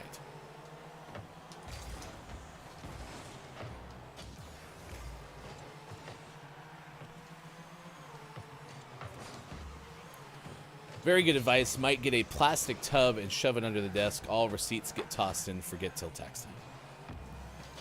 Yeah, I don't know what the right way to do it is. But yeah. Taxes were interesting, too. We found out that there's a chance that there might have been an issue with the way that my wife's with like tax withholdings from work, W-2, there might have been an issue there, which is unfortunate. Yeah, it was really bizarre because I don't know how many of you have done TurboTax. But when you go to TurboTax, you start entering information. And as you progress, if you want, it'll show what your tax refund or your taxes owed look like. And so we've, for the last several years, had to borrow to be able to keep pace with our expenditures as a family. And so we hadn't had a tax refund in a long time. Well, we finally were able to get that resolved coming into this year. So we were very excited. It's like, oh, maybe we'll actually have a tax refund this year. And we're expecting it to be at least $1,000. And I was working on mine, and I'm putting all the W-2 stuff in there. And sure enough, we had like a 4-digit refund. I was like, oh, that's cool. And I put my wife's in there, and it all went away. And I was like, why is that? So we have to call, obviously, her human resources today. But that seemed to be like the logical explanation is there's some weird way that they withheld, because she only made like $10,000 less than I did from W-2 wages in 2021 and was taxed like a significant less amount. But the withholdings, she actually had 0, I have 2. And if the more withholdings that you have, the more money that stays in your paycheck. So it was really bizarre. Brenda goes, ooh, like they weren't withholding enough. Yeah, it was weird. Like they should be withholding the most, and it seemed like they were withholding the least. We'll figure it out. It's 8:45 West Coast time, 11:45 on the East. It is 4:45 for those watching GMS in the UK. And this fulfillment position is just starting to sound like a catch-all. Well, you know, the reality is, they want this level of responsibility, but maybe we should look at the duties as assigned. Was that our Curry scale fat? Curry's calendar is what that should have. Yes. So yeah, the calendar that Fulfillment has, that Kate Zade has won, has gone on a wild journey. This was originally a calendar that Kakuri had won. We attempted to try to send it to the UK. It was unsuccessful. Then we tried to order a calendar to ship straight to Kakuri. That also failed. So we ended up just getting, I think, a gift certificate for Kakuri. And then we later on, during the GMS anniversary special, gave the calendar away again. And Fulfillment has still apparently not shipped it to Kate Zade.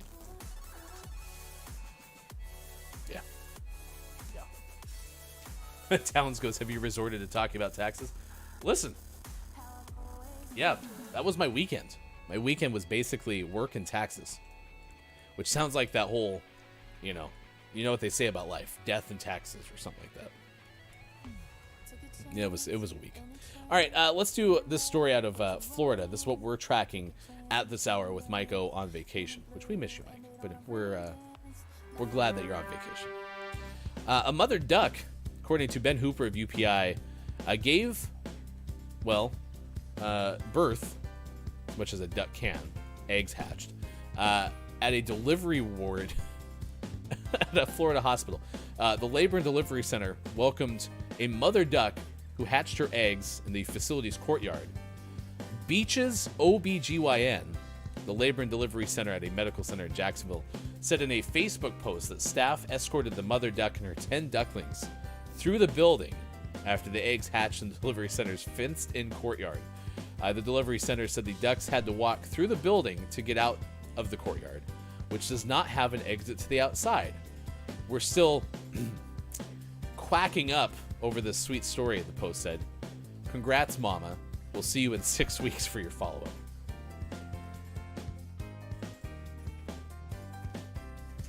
I'm getting the impression then that the mother duck must have landed in the courtyard and flew in and then gave birth. Well, didn't give birth, but hatched the eggs. 10 ducklings. They were able to walk out. There's actually a pretty cool photo inside that story, so check it out. That's from Ben Hooper of UPI. That's what we're tracking at this hour. All right, it's 8:50 now. We'll get you the Gaming Morning Show Morning Gaming Re-News, a recap of the video game headlines of the day, and then we'll have clip of the day. What are your takeaways, chat? What is something you learned on this edition of Gaming Morning Show? And then if you're watching on Twitch, we will send you elsewhere. Today is International Black Forest Cake Day. It is National Something on a Stick Day, which was good. National Triglycerides Day. And National Weed Appreciation Day, among the many things that are going on. According to National Day calendar, the popsicle is a frozen food staple. You could also go with the corn dog. We had a fun list of the day from Food Network, and the one that I think I want the most out of everything that was on that list is the the potato tornado. So imagine a whole bunch of fried potatoes but put on a stick. Because my mother-in-law makes a really cool foil baked potato kind of dish, but uses an S-ton of butter. And so the bottom of the potatoes get all crispy and stuff. It's really, truly just delicious. But you could take that same thing, but then skewer it and then throw it in a fryer, and you could get a cool fried potato stick. And that's kind of what this thing looked like. It was a tornado potato.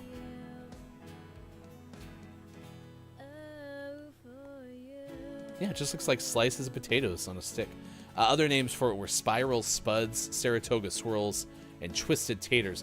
Also listed potato springs, but we all agreed that lacked the alliteration. So, Chris M.E. says, I like those potato twisters. I feel like I only have that at the fair. I didn't know. I've never seen them before. I'd be very interested. Chat goes, let me get approval from the fulfillment department to get more comics. Oh no, denied? I hate my fulfillment department. They also need to shave. All right, let's do the Gaming Morning Show Morning Gaming Re-News. This is a recap of the video game headlines of the day. Sports.gaming gives these to you in the first hour, every single show. From Ryan Gillum of Polygon, apparently GTA Plus is GTA Online's new monthly subscription on PS5 and Xbox Series X. This is from Polygon, as I mentioned. And so, yeah, there is a new online monthly subscription for GTA Plus, or for GTA Online, excuse me, called GTA Plus. And not knowing a lot about the GTA backstory, but learning from Sean and everyone in chat, my understanding is it's just been so long since a new GTA game has come out that apparently it's taking so long for a new one that they're continuing to monetize the old one. And I think what's the most amazing about this is the fact that if they're still earning enough money from what's currently out there, I don't imagine them making a pivot, right? But I could be completely wrong on that too. So I don't know. Anyway, GTA Plus now available from GTA Online. Tango Gameworks is working on a, quote, completely new title that's the complete opposite of horror, according to Wesley LeBlanc of Gameformer. The story goes that the company Tango Gameworks, which makes Ghostwire Tokyo, is going to go in the complete different direction with another game. I also asked if Ghostwire Tokyo is going to scare the crap out of me, and apparently it will not. It's not as jump scary as perhaps a Resident Evil is. And then also Marcus Stewart of Game Informer. Turbo Golf Racing blends Rocket League style action with golf. And we were pretty much aligned that we were surprised it took this long for another game to come out that's like, hey, let's say we take cars and a ball and we put them together and we make a game out of it. What would you think of that? And I could see actually a golf game going pretty okay, to be honest. I like Rocket League fine enough, but to be able to like go outside of like the arena would be kind of fun. So I'm on board with this. Turbo Golf Racing, and Sean couldn't tell if it was out already or if it's coming out. Either way, that was a story from Game Informer. Out today, Game Dev Story for PC, Dungeon Village for PC, and our name of the morning went to Crows, all caps, CROWZ, and that is out today for PC. If you missed any of the Gaming Morning Show Morning Gaming News, you can check it out by going to our Twitter at WatchGMS, and you can search the hashtag GMS Morning Gaming News. Also, if you're a Patreon subscriber, be sure to go to our Discord and look in the Patreon-only chat. We have a Patreon subscribers event coming up tomorrow at 3:30. We're going to play Papa's Quiz inside our Discord for GMS Games. That starts at 3:30 p.m. Pacific time. You can find that out at our Patreon-only Discord channel. It's time for the clip of the day. The clip of the day. Hey, look! It's the clip of the day. Toot toot. How do you take advantage of taxes, right? And I was all excited this year to write off the studio because it's home office space. But apparently, because I also come out here to play Apex Legends at my leisure, I can't write it off on my taxes. Because I thought it was... You gotta give up Apex Legends. I have a better idea. I get to make myself a personal video game space now. Maybe this is why we buy we do the shed thing that we had talked about doing a long time ago. I can have a he shed. Because you want to know why I want one of those? Why? So they can be right next to each other, and we'd have a he shed, she shed.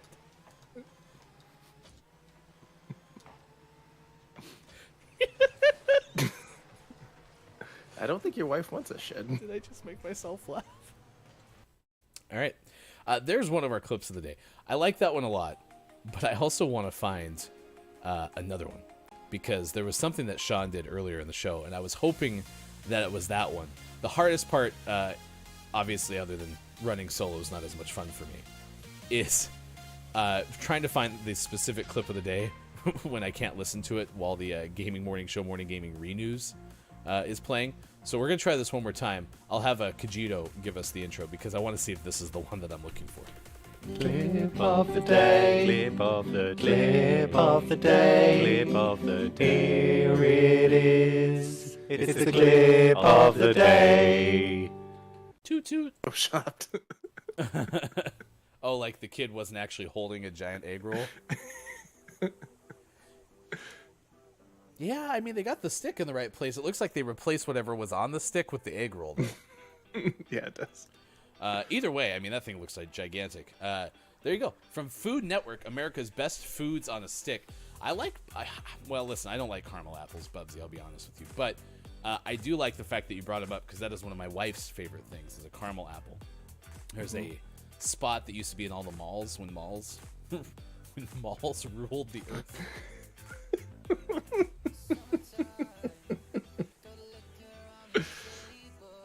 Like dinosaurs. There's the Cretaceous period, and then there's the Mallaceous period.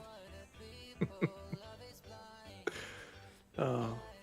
GMS history. When malls ruled the earth.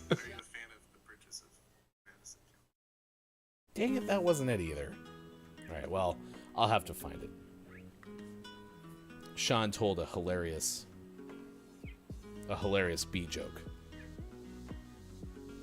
Guess we'll have to put it on our Twitter.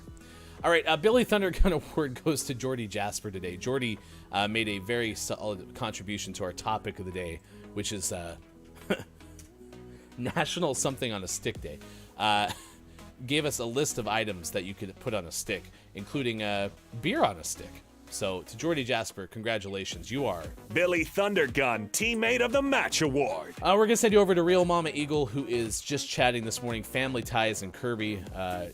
Kai, her sports fan and variety streamer, member of Andromeda Arcade and Ascension Alliance communities. Beware of bad rapping. Just chatting streamer with a focus on Nintendo. If you would be so kind to please say good morning from GMS. Thanks everyone who was here. Brought some good discussion to some of the things we talked about, especially pertaining to Chris and Will, and you can put that into our Discord if you would like to continue that conversation. We always invite you to do that. Happy birthday, Lady Gaga, and many of the others celebrating, including LadyK, which kind of sparks our takeaways that were pretty okay. What is something you learned from today's show? Kalaf goes, Ryan can talk about taxes. Interesting. Thanks, buddy. Oh, can make talk about taxes interesting. I guess, but man, you have to keep your personal and small business life apart. Like, I can't play Apex in this chair, or else I can't deduct this as a home office. Boo. Chris and me, my takeaway is the Lakers had a come from behind loss yesterday. That's a very good one. Chris also said my crustaceous period was when I had 2 lobster tails for one dinner. It's good too. Takeaway from Austin Attack. Oh no, just says yay Jordy. Yes, yay Jordy. My takeaway is Lady K has a birthday, but Sean proposed that we have never seen Lady K and Lady Gaga in the same place, so that turned out to be a Lady K Gaga or Lady Gaga.